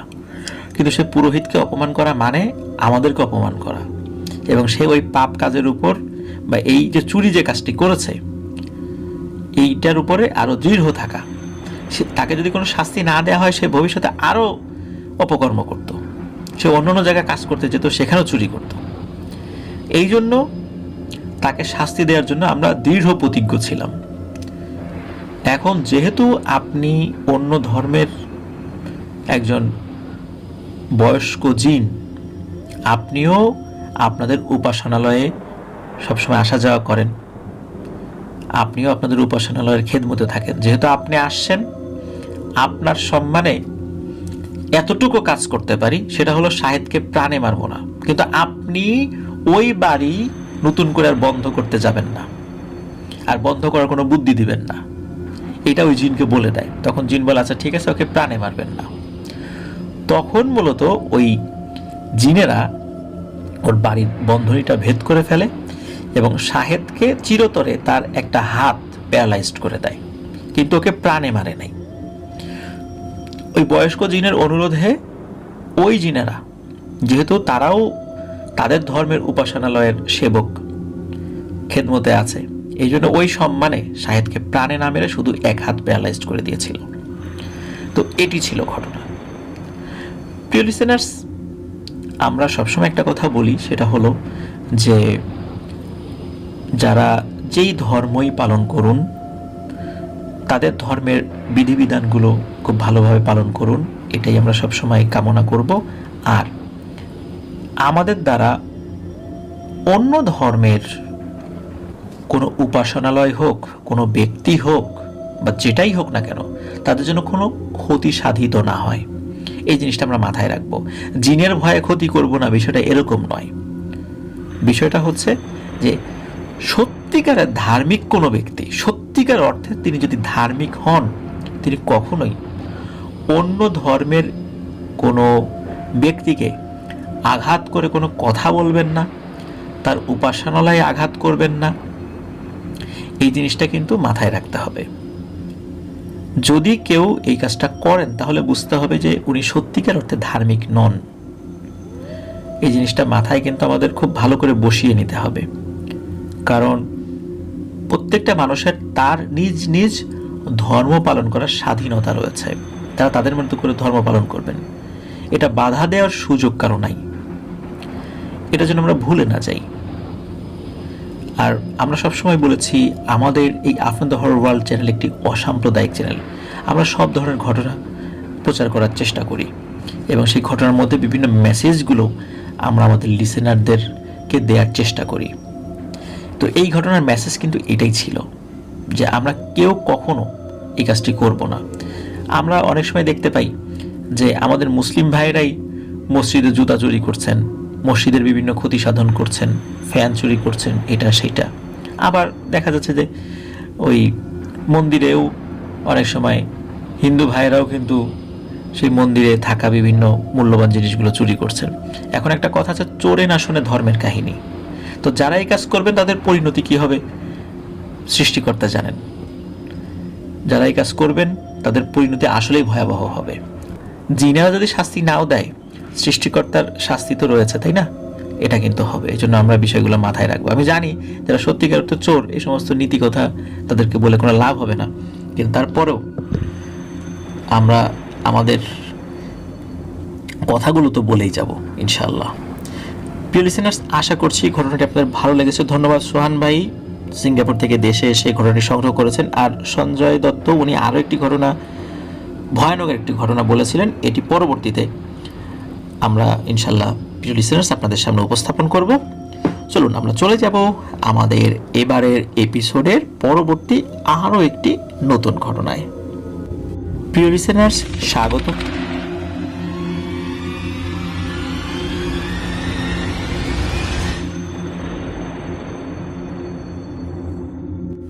প্রিয় লিসেনার্স, দেখতে দেখতে 3টি ঘটনা কিন্তু আপনাদের সামনে উপস্থাপন করে ফেলেছি। এখন যার ঘটনা উপস্থাপন করব তাকে আপনারা মোটামুটি অনেকেই চেনেন, তার অনেকগুলো ঘটনা ইতোমধ্যে আমরা প্রচার করেছি। তিনি হচ্ছেন জাভেদ ইকবাল ভাই, যিনি বর্তমানে নৌবাহিনীতে কর্মরত রয়েছেন। তো উনি যেভাবে লিখেছেন সেভাবেই আপনাদের সামনে ঘটনাটি উপস্থাপন করার চেষ্টা করব ইনশাআল্লাহ। তো চলুন শুরু করি জাভেদ ইকবাল ভাইয়ের পাঠানো ঘটনা। আসসালামু আলাইকুম আফনান ভাই ও প্রিয় লিসেনার্স, আশা করি সবাই ভালো আছেন। আমি জাভেদ ইকবাল। আমার বাড়ি মাগুরা জেলার বেরইলপলিতা ইউনিয়নের ডহর সিংড়া গ্রামে। আমি বাংলাদেশ নৌবাহিনীতে কর্মরত রয়েছি। বর্তমানে আমি মিরপুর সেনানিবাসের MISTতে কর্মরত আছি। আশা করি আল্লাহর রহমতে সবাই ভালো আছেন, সুস্থ আছেন। আমি নৌবাহিনীর চাকরি করি বিধায় গভীর সমুদ্রে জাহাজের ফ্ল্যাগ ডেকে রাডারের নিচে বসে ভয়ের ঘটনাগুলো শুনি অনেক আগে থেকে। তখন থেকেই আপনার গল্পের প্রতি মুগ্ধ হয়ে গল্প লেখা। যাই হোক, ঘটনায় আসি। আজ যে ঘটনা বলবো সেই ঘটনাটি একটি পুকুরকে কেন্দ্র করে। এই ঘটনাটি আমার স্ত্রীর কাছ থেকে শোনা। ঘটনাটি আমার বলা নিষেধ ছিল, তারপরও আমার স্ত্রীকে অনুরোধ করেছিলাম এবং সে আমাকে বলতে বলেছে। ঘটনাটিতে আমি কারণ নাম বলছি না, কারণ পরেই জেনে যাবেন। আমার স্ত্রীর গ্রামে এবং আমার স্ত্রীর প্রতিবেশী চাচাতো ভাইদের বাড়িতে ঘটেছিল ঘটনাটি। সাল 1985। মাগুরা টু নড়াইল রোডে মাঝামাঝি থেকে পশ্চিম দিকে আঁকাবাঁকা রাস্তা ধরে মাঠের ভেতর দিয়ে প্রায় 3 কিলোমিটার পরে সেই গ্রাম। জনসংখ্যা তখন অনেক কম, প্রায় 100 কি 200 মিটার পর পর 2-1টি করে বাড়ি। আর গ্রামটি ছিল একটি রাস্তার, আর কোনো রাস্তা নেই এই গ্রামে। তাই রাস্তার আশেপাশে বাড়িগুলো তৈরি করা হয়েছে। রাস্তা থেকে প্রায় 200 মিটার পর্যন্ত ঘন জঙ্গল, আর তারপরেই ফাঁকা মাঠ। ওই ফাঁকা মাঠের ভেতরে রয়েছে কয়েকটি ভয়ানক ভিটা এবং মাছের ঘের। আমার স্ত্রীর প্রতিবেশী চাচাতো ভাইদের দাদার গল্প বলছি এটা। ওই দাদা তখন মনে করেন নিজের বাড়িতে একটি ছোট পুকুর খনন করবেন, যাতে করে পরিবারের সদস্যদেরও ভালো হবে, মাছও চাষ করতে পারবেন। বাড়ির কাছে কোনো জায়গা না থাকায় দাদা বাড়ি থেকে একটু দূরে জঙ্গলের ভেতরে, মানে ওই ফাঁকা মাঠের কাছাকাছি একটি পুকুর খনন করার জন্য জায়গা নির্ধারণ করেন। তাছাড়া গরমের সময়ে এই পুকুর পাড়ে এসে বসলে মাঠ থেকে আগত বাতাসে শরীর ঠান্ডা হবে। আবার বাড়ি বিভিন্ন ধরনের ফসল যেমন কলাই, ধান, গম, মসুরি আর অনেক ধরনের ফসল পরিষ্কারের জন্য বাতাসের প্রয়োজন হয়, সেই কাজ করতে সুবিধা হবে। এই ভেবে দাদা ওই জায়গায় পুকুর খননের বেশি গুরুত্ব দেন। তারপর দাদা ওই দিন কিছু এলাকার কিছু লোককে পুকুর খনন কাজের জন্য চুক্তি করেন এবং পরের দিন সকালে পুকুর খনন কাজের জন্য সবাই আসেন। আগেই বলি, ওই পুকুরের আশেপাশে কয়েকটি কবর রয়েছে, যা আমাদের মুক্তিযুদ্ধের সময় থেকেই সবাই দেখে আসছে। অতঃপর সবাই যখন মাটি খনন করার জন্য প্রস্তুত এবং কোদাল নিয়ে মাটিতে কোপ দেন, তখন সবাই একটা জিনিস অবাক হয়ে দেখতে পেলেন যে কোদাল দিয়ে এক কোপ দেওয়ার সাথে সাথে মাটির নিচ থেকে পানি উঠছে। খুব জোরে পানি বের হচ্ছিল না, তাই দেখে সবাই ভাবলো হয়তো মাঠের আশেপাশে তো মাটি ভেজা আছে, তাই পানি উঠছে। তারা দিনভর মাটি খনন করলো এবং বলা চলে যতটুকু খনন করেছিল প্রায় তার অনেকটাই পানিতে ভরে গিয়েছে। যাই হোক, সবাই যে যার বাড়িতে চলে যায়। রাতে দাদা যখন ঘুমিয়েছিলেন তখন দাদা একটি স্বপ্ন দেখেন। একটি বিরাট দানবের মতো অবয়ব তাকে বলছে, ওই জায়গায় পুকুর খনন করিস না, যদি পুকুর খনন করিস তাহলে তোর বংশ নির্বংশ করে দিব। দাদা পরের দিন সকালে উঠে বাড়ির সবাইকে স্বপ্নের কথা বলেন, কিন্তু এখানে পুকুর খনন করা ছাড়া আর কোনো উপায় ওনারা পান না। দাদা বাড়ির সকলের পরামর্শে তখন 2 গ্রাম পরে একটি হুজুরের কাছে যান এবং সবকিছু খুলে বলেন। হুজুর কয়েকটি তাবিজ ওই পুকুরের চারপাশে মাটির নিচে পুঁতে রাখতে বলেন এবং পুকুর খনন করতে বলেন। দাদা তখন পুকুর খননের কাজ শুরু করেন এবং কোনো সমস্যা ছাড়াই পুকুর খনন হয়ে যায়। পুকুর খননের কয়েক মাস পরে ঘটতে থাকে বিভিন্ন ধরনের ভয়ানক ঘটনা। একদিন ওই দাদার মেয়ে মাঠে যান ছাগল আনার জন্য। তখন সন্ধ্যা লেগে গিয়েছে, মানে প্রায় অন্ধকার হয়ে গিয়েছিল। দাদার মেয়ে মানে আমার ফুপির বাড়িতে অনেক কাজ থাকায় ছাগলের কথা ভুলে গিয়েছিল, তাই ছাগল আনতে দেরি হয়ে গিয়েছিল। অন্ধকারে শুধু ঝিঝি পোকার ডাক আর ছাগলের করুণ ডাকের শব্দ শোনা যাচ্ছিল। ছাগলগুলোকে নিতে দেরি হওয়ায় ছাগলগুলো ভয়ে ডাকছে, ফুপি সেটা বুঝে গিয়েছিলেন। ফুপি যাওয়ার সাথে সাথে ছাগলগুলো চুপ হয়ে যায়। ফুপি তখন ছাগলগুলো ছেড়ে দেয়, কারণ তিনি জানতেন ছেড়ে দিলে ওরা ঠিকই দৌড়ে বাড়ি চলে যাবে। ফুপি তখন একা একা ওই পুকুর পাড় দিয়ে আসার জন্য বাগানের ভেতরে প্রবেশ করেন এবং সাথে সাথে তার কাছে মনে হলো কি যেন একটা দানবের মতো গাছের উপর থেকে উড়ে গেল। এমনিতেই অন্ধকার, তারপরও ফুপি বুঝতে পারলেন ওই জায়গায় আরো কালো অন্ধকার হয়ে গেল। ফুপি এবার ভয়ে ভয়ে একটু জোরে দৌড় দিলেন এবং পুকুর পাড়ে যখন পৌঁছলেন তখন হঠাৎ তার চোখ যায় ওই পুকুরের ভেতর। তিনি এবার যা দেখতে পেলেন তা দেখে তিনি থমকে গেলেন। তিনি দেখলেন বিরাট এক দানব পুকুরের ভেতরে দাঁড়িয়ে তার দিকে রক্ত চোখ দিয়ে তাকিয়ে আছে এবং মনে হচ্ছে এখনই ফুপিকে নিয়ে চলে যাবে পানির ভেতর। এবং ঠিক তখনই কে যেন ফুপিকে পুকুরের পানিতে ধাক্কা দেয়। ফুপি তখন আবার পুকুর থেকে উঠে পেছনের দিকে না তাকিয়ে এক দৌড়ে বাড়ি চলে যান। বাড়ি যাওয়ার পর সকলকে এই কথা উনি বলেন। দাদা তখন বুঝতে পারেন ওই সেই স্বপ্নে দেখা দানবটি আবার ফেরত এসেছে। ওই রাতে ফুপির অনেক পেটে ব্যথা হয় এবং কষ্ট নিয়ে বলতে হচ্ছে কিছুদিন পর পেটে ব্যথা নিয়েই ফুপি দুনিয়া থেকে বিদায় নেন। এবার আসি আমার ওই দাদার স্ত্রী মানে আমার দাদির ঘটনায়। আমার ওই ফুপির মৃত্যুর কয়েক মাসের মধ্যে আমার এই দাদি একদিন দুপুরে যান ওই পুকুরে গোসল করতে। দাদি ওই পুকুরে গিয়েছেন আর ফিরে না আসায় দাদা পুকুরে যান, গিয়ে দেখেন পুকুরে কেউ নেই। তিনি ভাবেন অন্য কোথাও গিয়েছেন, এইভাবে বাড়িতে চলে আসেন। কিন্তু দুপুর গড়িয়ে বিকাল গড়িয়ে সন্ধ্যা পর্যন্ত দাদি না আসায় সবাই আশেপাশে জঙ্গলের ভেতরে মাঠে ও পুকুর পাড়ে সব জায়গায় খোঁজ নেন, কোথাও দাদির দেখা মেলে না।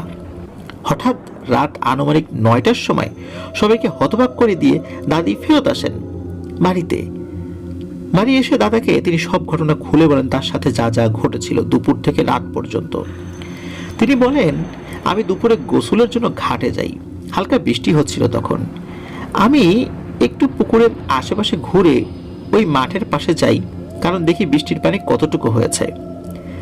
মাঠে তখন ধানের চারা লাগানো ছিল বিধায় টাকি মাছ, কই মাছ, বাইম মাছ ইত্যাদি ধানের চারার ভেতরে আসে। তো দাদি ভেবেছিলেন পানি বেশি হলে দাদাকে বলবেন মাছ ধরার জাল পাতার জন্য। তিনি গিয়ে দেখেন মোটামুটি ভালোই পানি হয়েছে।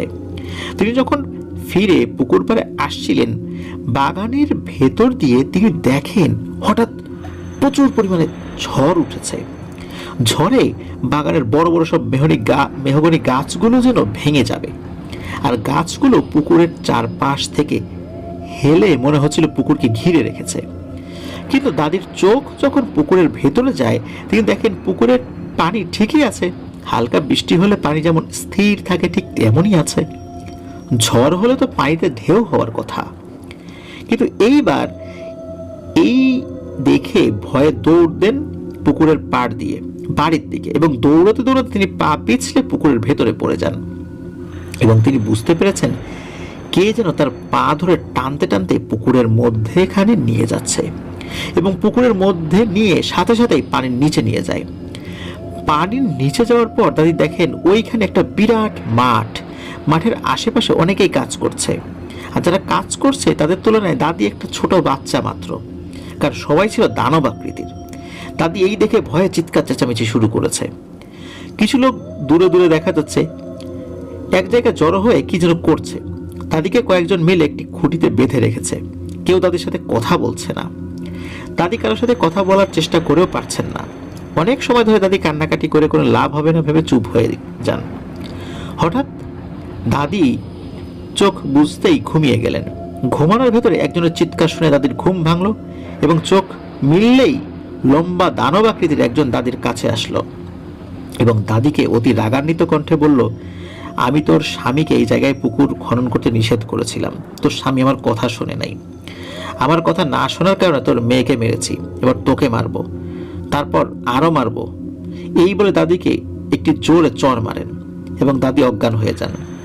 দাদির যখন জ্ঞান আসে তখন দাদি দেখতে পান উনি ওই পুরনো কবরের পাশে শুয়ে আছেন এবং উঠে তিনি বাড়ি চলে আসেন। আমার দাদা বলেন, আজ তো কোনো ঝড় হয়নি, তাহলে কিছু একটা হতে চলেছে। দাদির ওই রাতে থেকেই পেটে ব্যথা শুরু হয় এবং কয়েকদিনের মধ্যে ফুপির মতো দাদিও না ফেরার দেশে চলে যান।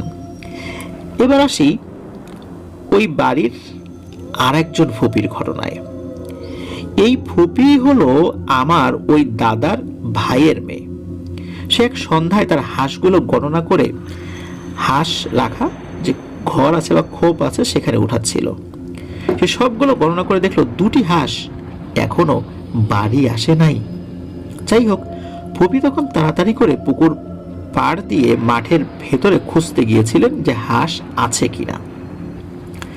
মাঠের ভেতরে হালকা পানি ছিল এবং ছোট ছোট শামুকগুলো হাঁস খুব মজা করে খায়। ফুপি ভেবেছিলেন হয়তো এদের এখনো পেট ভরে নাই, সেজন্য বাড়িতে যায়নি। ফুপি মাঠের কয়েকটি জায়গায় হাঁসগুলো খুঁজে যখন পেলেন না, তখন তিনি ভাবলেন পুকুরের কাছে গিয়ে দেখি হাঁস আছে কিনা। ফুপি জানতেন পুকুরটিতে অনেক সমস্যা রয়েছে, তাই পুকুর থেকে একটু দূরে গিয়ে হাঁসগুলোকে ডাকতে থাকেন। হাঁসগুলোকে ডাকার একটা নির্দিষ্ট পদ্ধতি রয়েছে, আয় আয় বলে ডাকতে থাকেন। তো তার ডাক শুনে পুকুর থেকে হাঁসের ডাকের শব্দ ভেসে আসে। তিনি ভাবেন এখনো অন্ধকারে বেশি একটা হয়নি, হাঁসগুলোকে দেখা যাবে এবং তাড়িয়ে পুকুর পাড়ে উনি উঠাবেন। তিনি যখন ওই পুকুরের পাড়ে যান, হাঁসগুলোকে ডাক দেন, তখন হাঁস ঠিকই সাড়া দিচ্ছে, কিন্তু ফুপি খুঁজে পাচ্ছিলেন না যে হাঁস কোন পাশ থেকে শব্দ করছে। ফুপি যখন পুকুরের চারপাশ খুঁজতে থাকেন, পুকুরের এক পাশে এক জায়গায় কয়েকটি গাছ একসাথে থাকা একটু জঙ্গলের মতো ছিল। ফুপি ভাবেন ওইখানে হাঁসগুলো থাকতে পারে। ফুপি যখন লতা পাতা সরিয়ে যেই না পানির দিকে তাকাতে যাবেন, তিনি দেখেন একটা কুৎসিত আকারের ছোট দানব তার মুখ হা হা করে দাঁত বের করে ফুপির দিকে তাকিয়ে হাসছে। ফুপি এই দেখে পিছনের দিকে ফিরে দেন এক দৌড় এবং ফুপি যখন পেছনের দিকে ফিরছিলেন তখন তার পিঠে একটি চড়ের মতো আঘাতের অনুভূতি হয়। বাড়ি গিয়ে ফুপি ভয়ে অজ্ঞান হয়ে যান। যখন জ্ঞান ফেরে তখন বাড়ির সকলকে তিনি ওই ঘটনা বলেন। কষ্টের বিষয়, ফুপিও পেটে ব্যথা নিয়ে আগের দুজনের মতো মৃত্যুবরণ করেন অল্প কিছুদিনের মধ্যেই। তারপর দাদা ওই সময় যশোরের এক পীর সাহেবের কাছে যান, কারণ সেই পীর সাহেবকে তখন অনেকেই চিনতেন। তার নাম ঠিকানা আমার জানা নেই, তিনি এখন বেঁচেও নেই। আমার ওই দাদাও 2000 সালের দিকে মারা গিয়েছেন। যাই হোক, দাদা তখন ওই পীর সাহেবকে সবকিছু বলেন। পীর সাহেব বললেন, আপনার অনেক আগে আমার কাছে এসে এর প্রতিকারের কথা বলা উচিত ছিল। পীর সাহেব বলেন, আপনি আগামীকাল আসেন, আমি আপনাকে এর একটা সমাধান দেওয়ার চেষ্টা করব ইনশাল্লাহ। পরের দিন দাদা ওই পীর সাহেবের বাড়িতে যান এবং পীর সাহেব বলেন, আপনার ওই পুকুরে আর কোনো সমস্যা হবে না ইনশাল্লাহ। আপনারা এখন থেকে ওইখানে যে কোনো সময় যেতে পারবেন এবং যে কোনো কিছুই করতে পারবেন। আমি আমার জিনদের সাথে কথা বলে ওই খারাপ জিনদের সম্পর্কে জানার জন্য লোক পাঠাই এবং তারা এসে আমাকে বলেন যে ওই পুকুর কাটা নিয়ে ওই খারাপ জিনদের অনেক সমস্যা হচ্ছিল। তারা সব সময় তাদের ইচ্ছা মতো ঘুরে বেড়াতে পারছিল না। দাদা যখন পুকুর খনন করেছিল তখন ওই জিনদের প্রধান একটি বৈঠকে বসার আদেশ দেন। ওই বৈঠকে ওই পুকুর খননের কারণে তাদের যে ক্ষতি হয়েছিল সেই ক্ষতির বদলে 3টি জানকে মেরে ফেলার নির্দেশনা হয়। আর এই কারণে দাদার পরিবারের 3 জন সদস্যের মৃত্যু হয়। এরপর থেকে ওই পুকুরে আর কোনো সমস্যা হয়নি।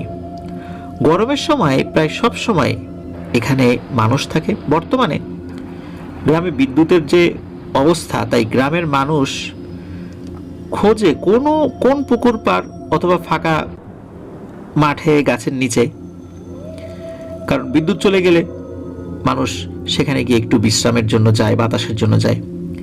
এই পাড়ার অনেকের বাড়ির লোকজন আসেন ওই পুকুর পাড়ে কাজ করতে। আমিও গরমের সময় শ্বশুর বাড়িতে গেলে পুকুর পাড়ে বসে অথবা খেজুরের পাটি বিছিয়ে শুয়ে থাকি এবং বড়শি দিয়ে পুকুর থেকে মাছ ধরি। এখন সেখানে আরো একটি পুকুর খনন করা হয়েছে। আমার শ্বশুরের পুকুরটিও ওই পুকুরের পাশাপাশি। আমার শ্বশুরের পুকুর আর ওই দানব পুকুরের মাঝখানে মুক্তিযুদ্ধের সময়ে নির্মিত কবর অবস্থিত। ঘটনা ভেবেছিলাম শেষ করে দিব, কিন্তু এই পুকুরের পাড়ে যে কবর রয়েছে সেই কবরকে কেন্দ্র করে দুটি ঘটনা রয়েছে, যা হয়তো ওই পুকুরকে কেন্দ্র করে না, তবে না বললে মনকে মানাতে পারছি না। একটু বলে রাখা উচিত, 2003 সালে আমার স্ত্রীর আপন চাচা পারিবারিক কারণে ওই পুকুর পাড়ের কবরের পাশে একটি মেহগনি গাছের ডালে গলায় ফাঁস দিয়ে আত্মহত্যা করেন। ঘটনায় আসি, সাল 2005। তখন আমার স্ত্রীর বয়স 8 কি 9 বছর এরকম হবে, বা এর আশেপাশে বয়স হবে। তখনও ওই পুকুর পাড়ে এবং আশেপাশে অনেক গাছ রয়েছে, বিশেষ করে কয়েকটি জায়গায় বাঁশ ঝাড় রয়েছে। আমার স্ত্রীর এবং ছোট ছোট অনেক ছেলে মেয়েই ওই পুকুর পাড়ে খেলাধুলা করে। সময়টি ছিল বিকালবেলা। খেলাধুলার এক পর্যায়ে আমার স্ত্রী ওই কবরের ভেতরে পড়ে যায় এবং অনেক ভয় পায়। এর প্রায় 10 দিন পর্যন্ত আমার স্ত্রীর শরীরে কাঁপুনি দিয়ে জ্বর ছিল। 2005 সালেরই আরেকটি ঘটনা। আমার ওই পুকুরের বিপরীত পাশে আরো কয়েকটি বাড়ি থাকায় রাতের বেলায় ওই বাড়ির সবাই প্রায় তাড়াতাড়ি মেইন রোডে ওঠার জন্য অথবা বাড়ি যাওয়ার জন্য পুকুর পাড় ব্যবহার করেন এবং এখনো করেন। ঘটনাটি ঘটে প্রতিবেশী এক ভাইয়ের সাথে। তার নাম আমি উল্লেখ করছি না, কারণ নামটা বলার অনুমতি পেলেও নামগুলো বলাটা ঠিক হবে না। যাই হোক, ওই ভাই একদিন রাত আনুমানিক 9টার সময় বাজার থেকে বাড়ির উদ্দেশ্যে ওই পুকুর পাড় দিয়ে যাচ্ছিলেন। তার কাছে ওই সময় গ্যাস লাইটারের পেছনে একটি বাল্ব দিয়ে তৈরি লাইট ছিল। লাইটের কালার একটু নীল হওয়ার কারণে পুকুর পাড়ের রাস্তাটা ভালোভাবে দেখা যাচ্ছিল না। হঠাৎ যখন তিনি ওই কবর আর আমার স্ত্রীর কাকা যেখানে আত্মহত্যা করেছিল সেখানে আসেন, তিনি দেখতে পান দুইটি সাপ ওই পুকুরের পাড়ের একটু পাশে খেলাধুলা করছে। তিনি এটা দেখে হঠাৎ ভয় পেয়ে লাফিয়ে ওঠেন। লাফ দেওয়ার সাথে সাথে তিনি কবরের ভেতরে পড়ে যান। তিনি ওই কবর থেকে উঠে দৌড় দেন বাড়ির দিকে। ওই ভাইয়ের আমার স্ত্রীর মতো কয়েকদিন জ্বর ছিল। এটা ছিল ঘটনা। গুছিয়ে লিখতে না পারার জন্য ক্ষমা চাচ্ছি।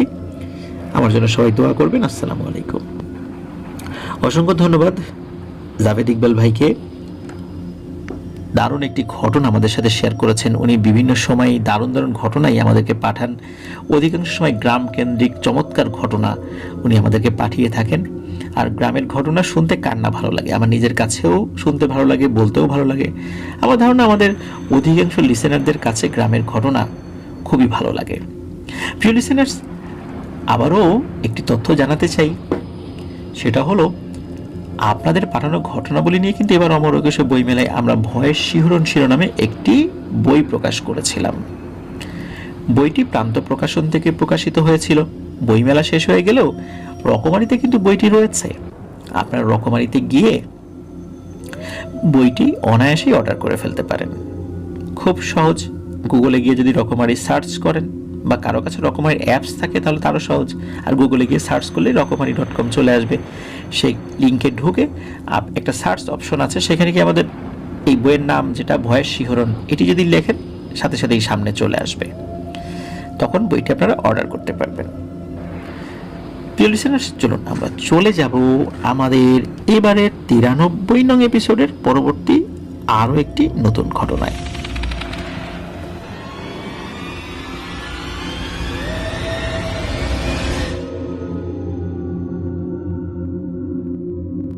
আবারও স্বাগতম জানাচ্ছি প্রিয় লিসেনার্স আমাদের 93 নং এপিসোডের পঞ্চম ঘটনায়। এখন যে ঘটনাটি আপনাদের সাথে শেয়ার করব, এই ঘটনাটি আমাদেরকে পাঠিয়েছেন চুয়াডাঙ্গা জেলার আলমডাঙ্গা উপজেলা থেকে সোহা ইসলাম। আর ঘটনাটি ওনার এক বন্ধুর দাদুর সাথে ঘটেছে। আর কুমিল্লার একটি মাদ্রাসায় ঘটনাটি ঘটেছে। সঙ্গত কারণে মাদ্রাসার নামটি উল্লেখ করা যাচ্ছে না। আর বেশ কিছু বিষয় একটু হিডেন রাখতে হচ্ছে, পুরো ঘটনাটি শুনলে আপনারা বুঝতে পারবেন। তো ঘটনাটি ঘটেছিল মূলত অনেক আগের। ওই যে দাদু, ওনার নামটি আমরা বলতে পারছি না। তো ওনার পরিবার থেকে ওনাকে মাদ্রাসায় ভর্তি করেছিলেন ছোট বয়সেই। মাদ্রাসায় উনি থেকেই আবাসিকভাবেই থেকে উনি লেখাপড়া করতেন। প্রথম প্রথম ভালোই দিন যাচ্ছিল, সবকিছু স্বাভাবিক ছিল। কিছুদিন ক্লাস করার পর উনি লক্ষ্য করেন ওনাদের ক্লাসের একদম শেষ যে বেঞ্চটা, ওখানে একটি ছেলে বসে থাকে, কারোর সাথে কোনো কথা বলে না। এমনকি ক্লাসে যিনি টিচার বা হুজুর, তার পড়াও ধরে না, তাকে কিছু বলেও না, অথচ প্রত্যেককে উনি পড়া ধরে। তো বিষয়টা কিন্তু এই দাদু লক্ষ্য করেছিলেন। তারপর উনি একদিন ভাবেন যে ওই ছেলেটার সাথে ক্লাস শেষে কথা বলবো। তো যা ভাবা সেই কাজ। যথারীতি ক্লাস শেষে উনি ওই ছেলেটার পেছনে গিয়ে ডাকতে থাকেন। কিন্তু ছেলেটা যেন ক্লাস শেষে সবাই যখন একসাথে রুম থেকে বের হয়ে যায় আর একটা রুমে যায়, এরকম একটা ব্যাপার ছিল। তো ভিড়ের ভিতরে কোথায় যেন হারিয়ে যায়, আর খুঁজে পাওয়া যায় না। পরের দিন আবারও ক্লাস শেষে এইভাবে ডাকতে যান, আবারও তাকে খুঁজে পান না। এইভাবে 2 দিন কেটে যায়। 2 দিন উনি অ্যাটেম্প নিয়েছিলেন, কিন্তু ওই ছেলের সাথে কথা বলতে পারেন নাই। এরপর উনি ভাবেন এই বিষয়ে উনি হুজুরের সঙ্গে কথা বলবেন। এই ছেলেটা কে? কারোর সাথে কথা বলে না, কেউ তার সাথে আবার কথাও বলে না, হুজুরও কিছু বলে না তাকে, ব্যাপারটা কি?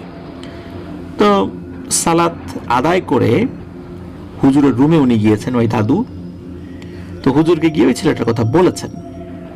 হুজুর বেশ কিছুক্ষণ চুপ থাকেন। এরপরে ওই দাদুর দিকে বেশ গম্ভীর স্বরে বলে ওঠেন, এগুলো কিছু না, এগুলো নিয়ে তোমার ভাবার দরকার নাই, তুমি তোমার লেখাপড়ায় মন দাও। তো এটা শোনার পর উনি তো এখান থেকে চলে আসেন। হুজুরের সামনে তো কিছু বলতে পারেন নাই, কিন্তু মনের মধ্যে যে সন্দেহটা বা খুঁতখুঁতানিটা, এটা তো যায় না। উনি তো রুমে চলে আসেন, রাতের বেলা আবার ঘুমিয়ে পড়েছেন। হঠাৎ মাঝরাতে ওনার ঘুম ভেঙে যায়, ওয়াশরুমে যাওয়ার প্রয়োজন পড়ে। তো ওয়াশরুমে যাওয়ার সময় উনি লক্ষ্য করেন ওনাদের মাদ্রাসার অপর পাশের একটা বিল্ডিং রয়েছে, ওখানে ওনাদের যে ক্লাসরুম, ওখানে লাইট জ্বলছে। দেখে মনে হচ্ছে ওখানে কেউ আছে। তো এত রাত্রে ওখানে কে থাকবে? চিন্তা করেন যে দেখে আসি তো ওখানে কে আছে। তো কিছুটা কাছাকাছি উনি যান, গিয়ে দেখতে পান রুমের ভিতরে সত্যি কেউ আছে। আর রুমের ভিতরে তাকিয়ে দেখেন ওই সে ছেলেটা, যে ছেলেটাকে উনি কথা বলার জন্য খুঁজছিলেন কিন্তু পান নাই। উনি তখনও বুঝতে পারেন নাই আসলে ঘটনাটা কি।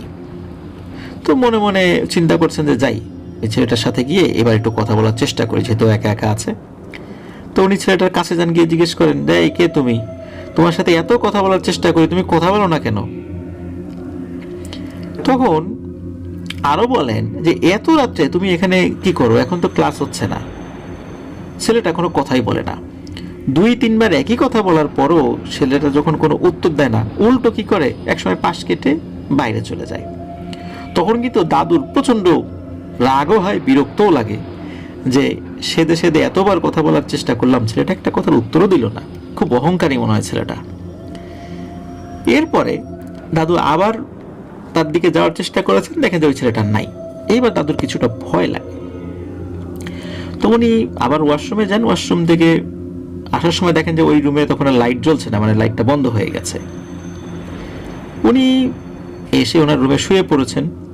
ওই রাত্রের মতো উনি ঘুমিয়ে পড়েছেন, কারোর সাথে আর কিছু শেয়ার করে নাই। কিন্তু পরের দিন, মানে ওনার আশেপাশে তারও লোকজন ছিল, ঘুম থেকে ডেকে উঠে যে বলবেন এইভাবে শেয়ার করে না, কিন্তু পরের দিন ক্লাসরুমে বন্ধুদের সাথে বিষয়টা শেয়ার করেছেন।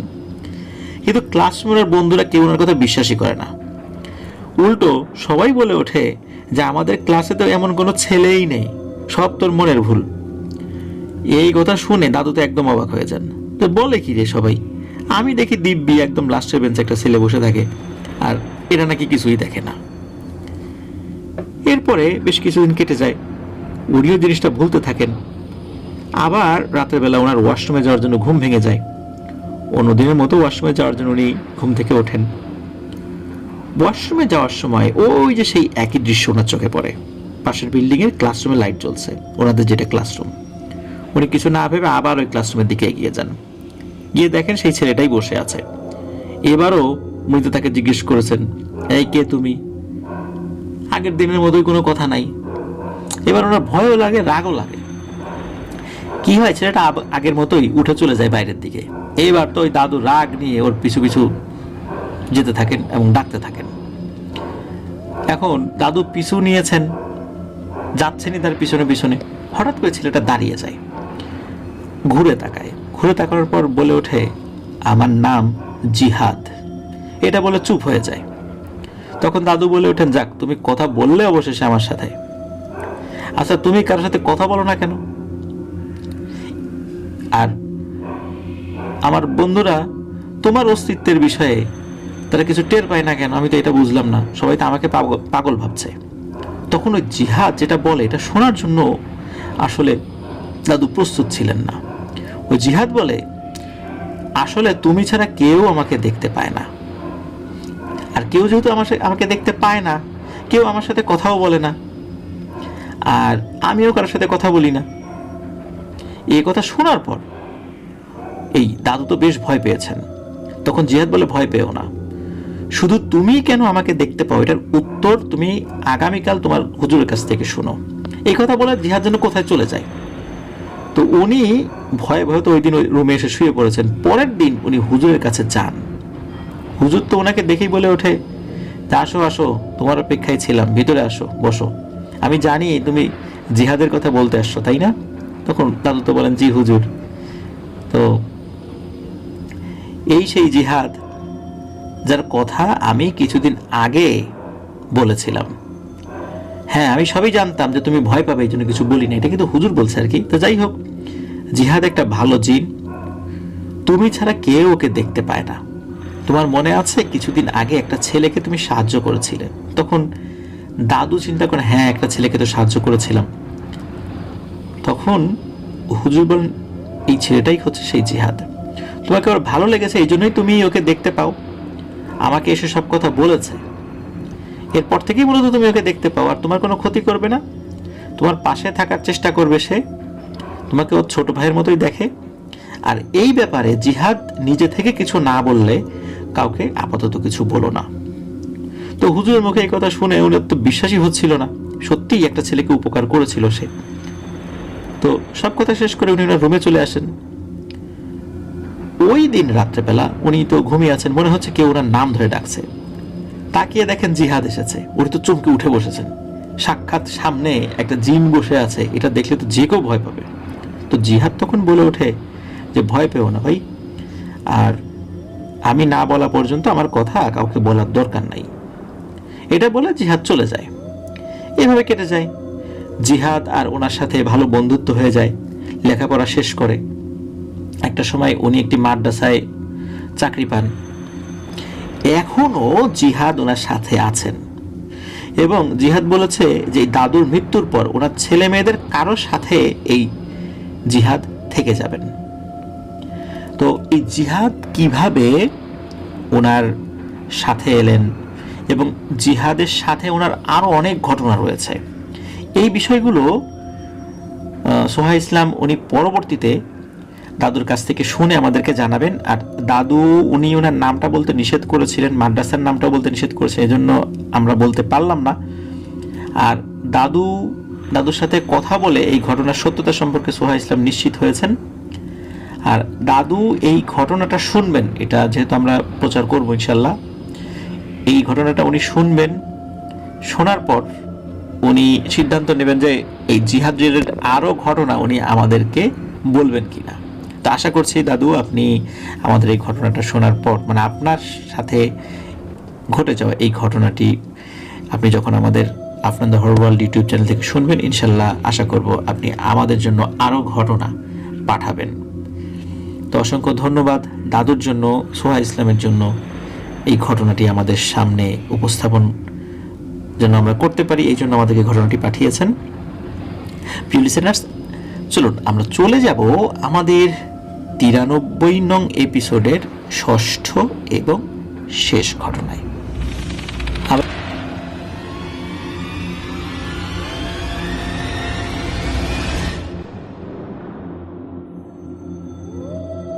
প্রিয় লিসেনার্স, দেখতে দেখতে 5টি ঘটনা আপনাদের সাথে শেয়ার করে ফেললাম। আশা করছি এই 5টি ঘটনাই আপনাদের কাছে ভালো লেগেছে। এখন যে ঘটনাটি আপনাদের সাথে শেয়ার করব, এই ঘটনাটি আমাকে দিয়েছিলেন মিঠু মাঝি ভাই। উনি একজন ইটালি প্রবাসী রেমিটেন্স যোদ্ধা। ইটালি থাকা অবস্থায় ওনার সাথে আমার পরিচয় হয়েছিল। উনি যেহেতু ঘটনা পাঠিয়েছিলেন, তারপর ওনার সাথে আমার যোগাযোগ হয়। ইতিমধ্যে ওনার বেশ কয়েকটি ঘটনা কিন্তু আমরা আমাদের চ্যানেলে প্রচার করেছি। উনি একদিন হঠাৎ করে একটি ছবি হোয়াটসঅ্যাপে পাঠান। দেখা গেল ছবির পাশে আর একজন ভদ্রলোক, তার নাম হচ্ছে জুম্মন খলিফা। তখন উনি বললেন যে এইমাত্র উনি একটি ঘটনা সংগ্রহ করেছেন, খুবই দারুণ একটি ঘটনা। এই ঘটনাটি মিঠু মাঝি ভাই হালকা পাতলা জানতেন, মানে অত ভালো করে জানতেন না। ওই সময় আসলে এই ঘটনার সাথে উনি ওইভাবে রিলেটেড ছিলেন না, হালকা পাতলা শুনেছিলেন, ওইভাবে ওনার মাথায়ও ছিল না। কিন্তু জুম্মন খলিফার কাছ থেকে উনি ঘটনাটি যখন শোনেন, তৎক্ষণাৎ আমাকে উনি জানান সেটা। তখন আমি বলি যে আপনি এটা দ্রুত পাঠিয়ে দিন, লিখে বা রেকর্ড করে। উনি সেটা পাঠান। তাও কিন্তু কয়েক মাস হয়ে গিয়েছে।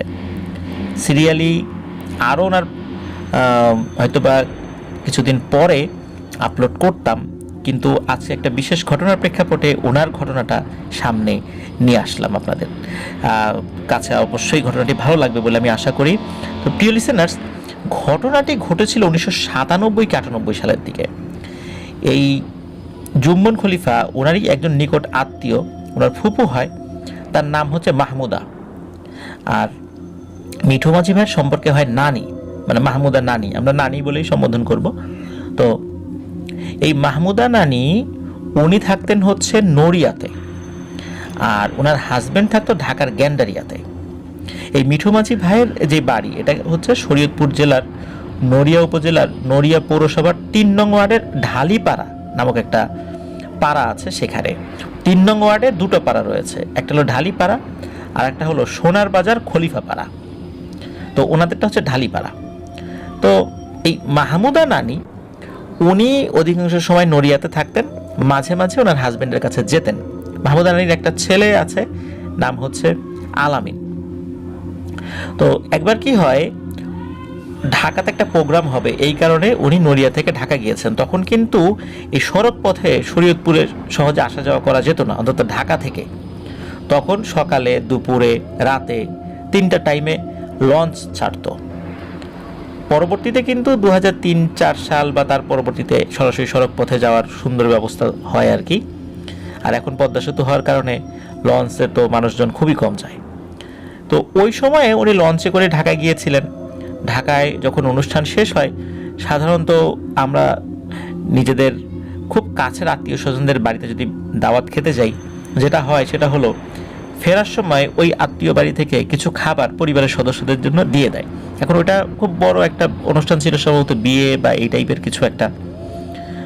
তো উনি ফেরার সময় রোস্ট, তারপরে পোলাও, এই টাইপের বেশ কিছু খাবার ওনাকে দিয়ে দেওয়া হয়। উনি সেটা টিফিন ক্যারিয়ারে করে উনি নিয়ে রওনা দেন শরীয়তপুরের উদ্দেশ্যে। তো উনি ঢাকা সদরঘাট থেকে লঞ্চে উঠেছেন। সদরঘাট থেকে রাতের যে লঞ্চটা ছাড়ে, এটা কিন্তু এই নড়িয়ার এখানে আসতে যতটুকু সময় নেয়, এখানে আসার পর দেখা যায় রাত 3টা, 3:30টার দিকে এসে ওই লঞ্চটা পৌঁছাতো। তখন মানুষজন কি করতো, ফজরের আজানের আগ পর্যন্ত ওই লঞ্চ ঘাটেই অপেক্ষা করত, বসে গল্প গুজব করত। এরপরে আজানের পরে সবাই হাঁটা শুরু করত। এই যে মাহমুদা নানি, উনি যখন এসেছেন, ওনার কিসের এত তাড়া ছিল, আসলে উনি চিন্তা করেছিলেন যে খাবার নষ্ট হয়ে যেতে পারে, এতক্ষণ অপেক্ষা করব। উনি লঞ্চ থেকে নামার পর দেরি না করে হাঁটা শুরু করেছেন। এই পথ তো ওনার পরিচিত, আর পথে মানুষজন দ্বারা ওনার আক্রান্ত হওয়ার কোনো সম্ভাবনা ছিল না, এটা উনি নিশ্চিত ছিলেন। তো উনি আসছেন, আসতে আসতে একটা জায়গায় কোনো লোকজন নাই, উনি একাই হেঁটে আসছেন। ফজরের আজান হয়তো বা তাড়াতাড়ি দিয়ে দেবে এমন একটা অবস্থা ছিল, বা সময়টা এরকম ছিল। হঠাৎ করে উনি দূরে দেখেন বিশাল আকৃতির, প্রায় 30-40 ফুট উচ্চতার, বেশ মোটা সোটা একটা অবয়ব, একটা গরিলা বা এই টাইপের কোনো প্রাণী যদি দাঁড়িয়ে থাকে, এবং গরিলা যদি দাঁড়িয়ে হাঁটাহাঁটি করে কেমন দেখা যায়, ওই রকম একটা জিনিস। ওই জিনিসটা এই মাহমুদা নানির কাছাকাছি আসার চেষ্টা করছে, এবং সেটি বারবার বোঝানোর চেষ্টা করছে যে মাহমুদা নানির হাতে যে খাবারগুলো রয়েছে এই খাবারগুলো যেন মাহমুদা নানি দিয়ে দেন। মাহমুদা নানি তো গ্রামের মানুষ, উনি এই সমস্ত জিনিস দেখে খুবই কম ভয় পেতেন। উনি ছোটবেলা থেকে এইসব বিষয়ে শুনে আসছিলেন, আর এত কষ্ট করে ঢাকা থেকে আত্মীয় বাড়ি থেকে এই খাবার টেনে নিয়ে এসেছেন পরিবারের এইখানে যারা আছেন তাদের জন্য। এই জিনিসগুলো এই দুষ্টু পিশাচকে দিয়ে দেবেন, এইটা তো হতে পারে না। উনি ওইদিকে ভ্রুক্ষেপ করছেন, উনি ভয় পেয়েছিলেন, কিন্তু ওই রকম আহামরি যে ভয় পেয়েছেন, ভয় পেয়ে অজ্ঞান হয়ে যাবেন এরকম কিছু না। ওই পিশাচটিকে উনি ওই জিনিসগুলো দেন না। উনি বাড়িতে চলে আসেন, বাড়িতে আসার পর উনি সবিস্তরে ঘটনা বলেন যে এই যে আসার পথে কি হয়েছিল ওনার সাথে, কি একটা জিনিস এসেছিল, তারপর ওই জিনিসটা বিভিন্নভাবে ওই খাবারটা নিয়ে নেওয়ার চেষ্টা করছিল, উনি সেটা দেন নাই, উনি মোটামুটি ভয় পেয়েছেন এটাও বলেন। যাই হোক, ওই পর্যন্ত উনি সুস্থ ছিলেন। সকালবেলা পরিবারের সকল সদস্য এনারা কি করেছেন, ওই খাবারটা খেয়েছেন। তো যেটা হয়, কারো কোনো সমস্যা হয় না, কিন্তু ওই মাহমুদা নানি উনি অসুস্থ হয়ে পড়েন। এমন অসুস্থ, উনি আর বিছানা থেকে উঠতে পারেন না। মানে কোনো পেটের সমস্যা হয়েছে বিষয়টা এরকম না, উনি মারাত্মকভাবে দুর্বল হয়ে পড়েছেন। এত দুর্বল যে ওনাকে দেখে সবাই ভয় পাচ্ছে যে না জানি কোনো একটা সমস্যা হয়ে যায়। যেহেতু রাতের বেলা ওই ধরনের ঘটনা ঘটেছিল বা ভোর রাতের দিকে ওই ধরনের ঘটনা ঘটেছিল, সকলে চিন্তা করেছে যে পিশাচটা তো ওই খাবারের দিকে নজর দিয়েছে, এই জন্য মাহমুদা নানি এটা খেয়েছেন বলে এই ধরনের সমস্যা হয়েছে। ওই স্থানীয় একজন কবিরাজ আছে, তার নাম হচ্ছে জালু কবিরাজ। এই জালু কবিরাজকে ডেকে নিয়ে আসা হয়। ডেকে নিয়ে আসার পর জালু কবিরাজ তো তার মতো করে ট্রিটমেন্ট শুরু করে। তার মতো করে রিচুয়াল করতে করতে একটা মরিচ বা শুকনা মরিচ, এই শুকনা মরিচটা পুড়িয়ে এই মাহমুদা নানির নাকের সামনে ধরেন। ধরার পর মাহমুদা নানির কোনো ফিলিংসই নাই, মানে এই নাকের সামনে ধরার পর হাঁচি আসবে বা অন্য ধরনের কোনো অনুভূতি হবে না, কিচ্ছু অনুভূতি নাই। তখন ওই জালু কবিরাজ সকলের উদ্দেশ্যে বলেন যে অবস্থা তো ভালো না, ওই ভয়ানক পিশাচটা এই ভদ্র মহিলার শরীরের ভেতরে থাকা জীবনী শক্তিটা একদম শেষ করে ফেলেছে, ওনার আর সময় বেশি নাই, উনি মারা যাবেন।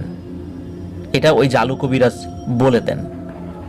এবং সত্যি ওনার অসুস্থতা মানে এত মারাত্মক পর্যায়ে পৌঁছায়, এই মাহমুদা নানি মারাই যান। খুব বেশি সময় উনি পাননি যে উনি আত্মীয় স্বজনদেরকে বলবেন যে উন্নত চিকিৎসার জন্য অন্য জায়গায় নিয়ে যেতে, মানে এই সুযোগটাও ছিল না। আর তখন তো এই শরীয়তপুরের নড়িয়ায় যেই যোগাযোগ ব্যবস্থাটা ছিল ঢাকার সাথে, সেটা অতটা ভালো ছিল না। এখন এই যে ব্যাপারগুলো, এটা কিন্তু ওই যে জুম্মন খলিফা উনি কিন্তু দেখেছেন, বলতে সকালে যখন এসেছেন মাহমুদা নানি অসুস্থ এটা দেখার জন্য, উনি কিন্তু ওই জালু কবিরাজ কিভাবে ট্রিটমেন্ট করার চেষ্টা করেছিলেন এটা ওই জুম্মন খলিফা দেখেছেন। আর মাহমুদা নানি মারা যান, উনি মারা গিয়েছিলেন দুপুর 12টা কি 1টার দিকে। এরপর পরিবারের শোকের ছায়া নেমে আসে, তার আত্মীয় স্বজনরা দূর দূরান্ত থেকে আসার চেষ্টা করতে থাকে। এরপরে কি হয়, ওনাকে গোসল দিয়ে কাফন পরিয়ে উঠোনে রাখা হয়েছিল। তখন কিন্তু সন্ধ্যা হয়ে গেছে। সন্ধ্যা হয়ে যাওয়ার পর ওখানে একটা হ্যাচাক বাতি জ্বালিয়ে রাখা হয়। ওই জায়গাটাতে 1-2 জন লোক ছিল, এবং ওইখানে এই যে জুম্মন খলিফা উনিও ছিলেন ওই লাশের কাছে। আর ঘরের মধ্যে বেশ কিছু মানুষ ভিতরে বসা। তো হঠাৎ করে কি হয়, এই জুম্মন খলিফা ভাই উনি দেখেন যে ওই আশেপাশে যে বড় বড় গাছ রয়েছে, এই গাছের থেকে উঁচু একটা অবয়ব গরিলার মতো লোমশ, চাঁদের আলো তো ছিল, আর হ্যাচাক বাতির আলো তো আমরা জানি, এখন তো হ্যাচাক বাতির ব্যবহার দেখা যায় না, চতুর্দিকে আলো ছড়িয়ে পড়ে হ্যাচাক বাতির, মানে দিনের মতো আলোকিত হয়ে যায়। তো ওই আলো এবং চাঁদের আলো দুটোতেই দেখা যাচ্ছে ভয়ানক গরিলা আকৃতির একটা জিনিস, প্রায় 40-50 হাত লম্বা হবে, লোমশ শরীর, এইরকম একটা জিনিস ওই লাশের দিকে এগিয়ে আসছে। তো তো উনি এই দৃশ্য দেখার পর প্রথমে তো চোখ কষলেছেন যে উনি যেটা দেখছেন ঠিক দেখছেন কিনা, দেখে যে না উনি ঠিকই দেখছেন। তখন আর একটা ব্যাপার ঘটে, ওই নড়িয়া বাজারে একজন চার দোকানদার ছিল এবং উনি ভাজা পোড়াও তৈরি করতেন, তার নাম হলো কালু মিজি। এই কালু মিজি উনি একটা কুকুর পালতেন। উনি যখন দিনের বেলা ওনার দোকানে যেতেন নড়িয়া বাজারে, তখন ওই কুকুরটার সাথে সাথে যেত, সারাদিন কুকুরটা থাকতো, আবার যখন সন্ধ্যার পরে দোকান বন্ধ করে বাড়ির দিকে আসতেন তখন ওই কুকুরটাও সাথে সাথে আসতো। ওই সময় এই কালু মিজি ওই পথ দিয়ে বাড়িতে ফিরছিলেন। ওনার কুকুরটা যখনই এই মাহমুদা নানির বাড়ির কাছে এসেছেন বা ওনার লাশ যেখানে ওইখানের কাছাকাছি এসেছেন, হঠাৎ করে কুকুরটা প্রচণ্ড জোরে চিৎকার চেঁচামেচি শুরু করে এবং চিৎকার করতে করতে ওই মাহমুদা নানির লাশের কাছে চলে আসে এবং লাশের কাছে এসে ওই অবয়বটার দিকে মুখ উঁচু করে চিৎকার করতে থাকে। এদিকে জুম্মন খলিফাও কিন্তু ওটা দেখছেন। এরপর এ ধরনের ব্যাপার তো যখন চলছে তখন ঘরের ভেতর থেকে লোকজন বেরিয়ে আসে, এদিকে জুম্মন খলিফাও চিৎকার চেঁচামেচি করতে থাকেন। কিন্তু এই যে কুকুর ডাকছে, তারপরে চারদিকে আলো আছে, জুম্মন খলিফা দেখেছেন চিৎকার করছেন, এতেও কিন্তু ওই অবয়বটা ওইখান থেকে সরেনি, সে এগিয়েই আসছে। এগিয়ে আসতে আসতে একদম লাশের কাছে চলে আসে। তখন ঘরের ভিতর থেকে 10-15 জন মানুষ বেরিয়ে আসেন। ওই 10-15 জন মানুষ প্রত্যেকেই ওই অবয়বটা দেখেছিলেন। তারা দেখে মারাত্মক ভয় পান, আর তারা দেখার পর ওই অবয়বটা বাতাসে হঠাৎ করে যেন মিলিয়ে গেল। এই অবস্থা যখন হয় তখন সকলের মধ্যে একটা আতঙ্ক বিরাজ করে, চারদিকে আতঙ্ক ছড়িয়ে পড়ে যে কি শুরু হলো। তখন সোনার বাজার জামে মসজিদ, যেটা ওই যে সোনার বাজার খলিফাপাড়া, যেটা ওই সোনার বাজার জামে মসজিদের ইমাম সাহেব, তার নাম হচ্ছে কামাল হুজুর। এই কামাল হুজুর উনি আসেন, আসার পরে এই কথা শোনার পর বলে যে না আর দেরি করা যাবে না, আত্মীয় স্বজন যারা দূরে আছে দূরেই থাক, দ্রুত এই লাশকে দাফন করে দিতে হবে। তখন তাড়াহুড়ো করে ওই লাশকে দাফন করে দেওয়া হয়, জানাজা পড়িয়ে দাফন করে দেওয়া হয়েছে। মোটামুটি এইটুকু পর্যন্ত ঠিক ছিল, মনে হতে পারে ঘটনা এখানেই হয়তো বা শেষ, কিন্তু না, এরপরে আরো একটি ভয়ানক ব্যাপার অপেক্ষা করছে। সেটি হলো এই যে কামাল হুজুর, ওই যে উনি তো সোনার বাজার জামে মসজিদের মুয়াজ্জিন প্লাস ইমাম, এবং ওই মসজিদের পাশেই একটি কবরস্থানে কিন্তু এই মাহমুদা নানিকে কবর দেওয়া হয়েছিল। তো উনি তো এশার নামাজের পর খাওয়া দাওয়া করে তাড়াতাড়ি শুয়ে পড়েন, যেহেতু আবার ফজর আজান দিতে হবে। রাত 1টার দিকে ওনার ওয়াশরুমে যাওয়ার প্রয়োজন হয়। উনি মসজিদের পাশেই থাকতেন, তো ওয়াশরুমে যাওয়ার জন্য উনি বের হয়েছেন।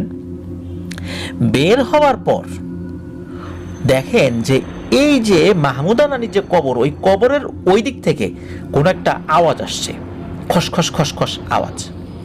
তো উনি ওই দিকটাতে যাওয়ার পর দেখেন ভয়ানক একটা ব্যাপার, যে পিশাচের গল্প উনি শুনেছিলেন, মাহমুদা নানির লাশের কাছে চলে এসেছিল যে পিশাচটা, সকলের মুখে উনি শুনেছেন, মনে হচ্ছে ওই রকমের একটা ভয়ানক পিশাচ, অনেক উচ্চতার একটা পিশাচ, লোমশ শরীর, চাঁদের আলোতে বোঝা যাচ্ছে ওই জিনিসটা মাহমুদা নানির কবর খুঁড়ছে।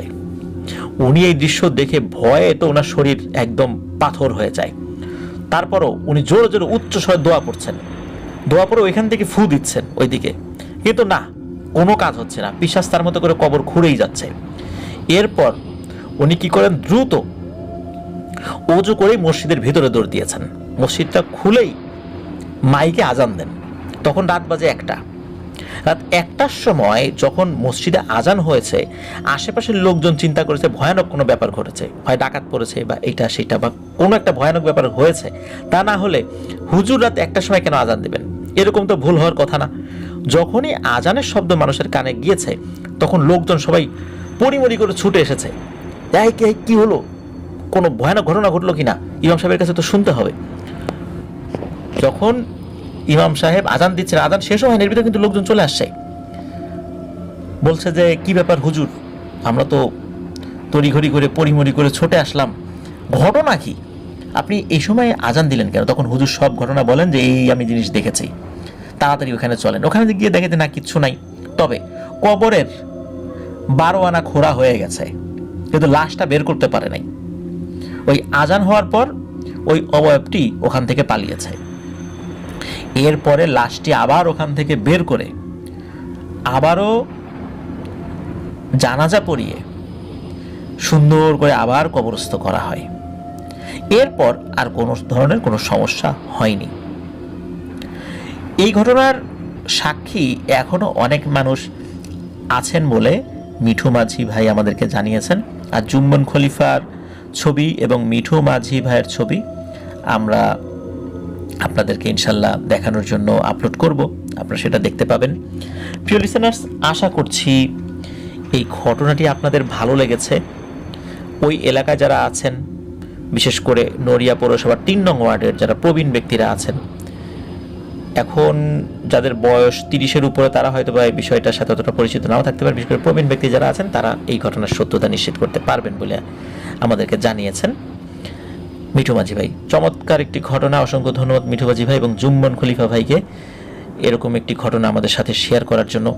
সত্যিকার অর্থে এইখানে যে ব্যাপারটি সেটি হলো, এই রাতের বেলা এই ধরনের খাবার নিয়ে আসা এবং এই ধরনের খাবারের দিকে যদি একবার নজর চলে যায় পিশাচদের, তখন এই ধরনের খাবার খাওয়া কিন্তু ঠিক না।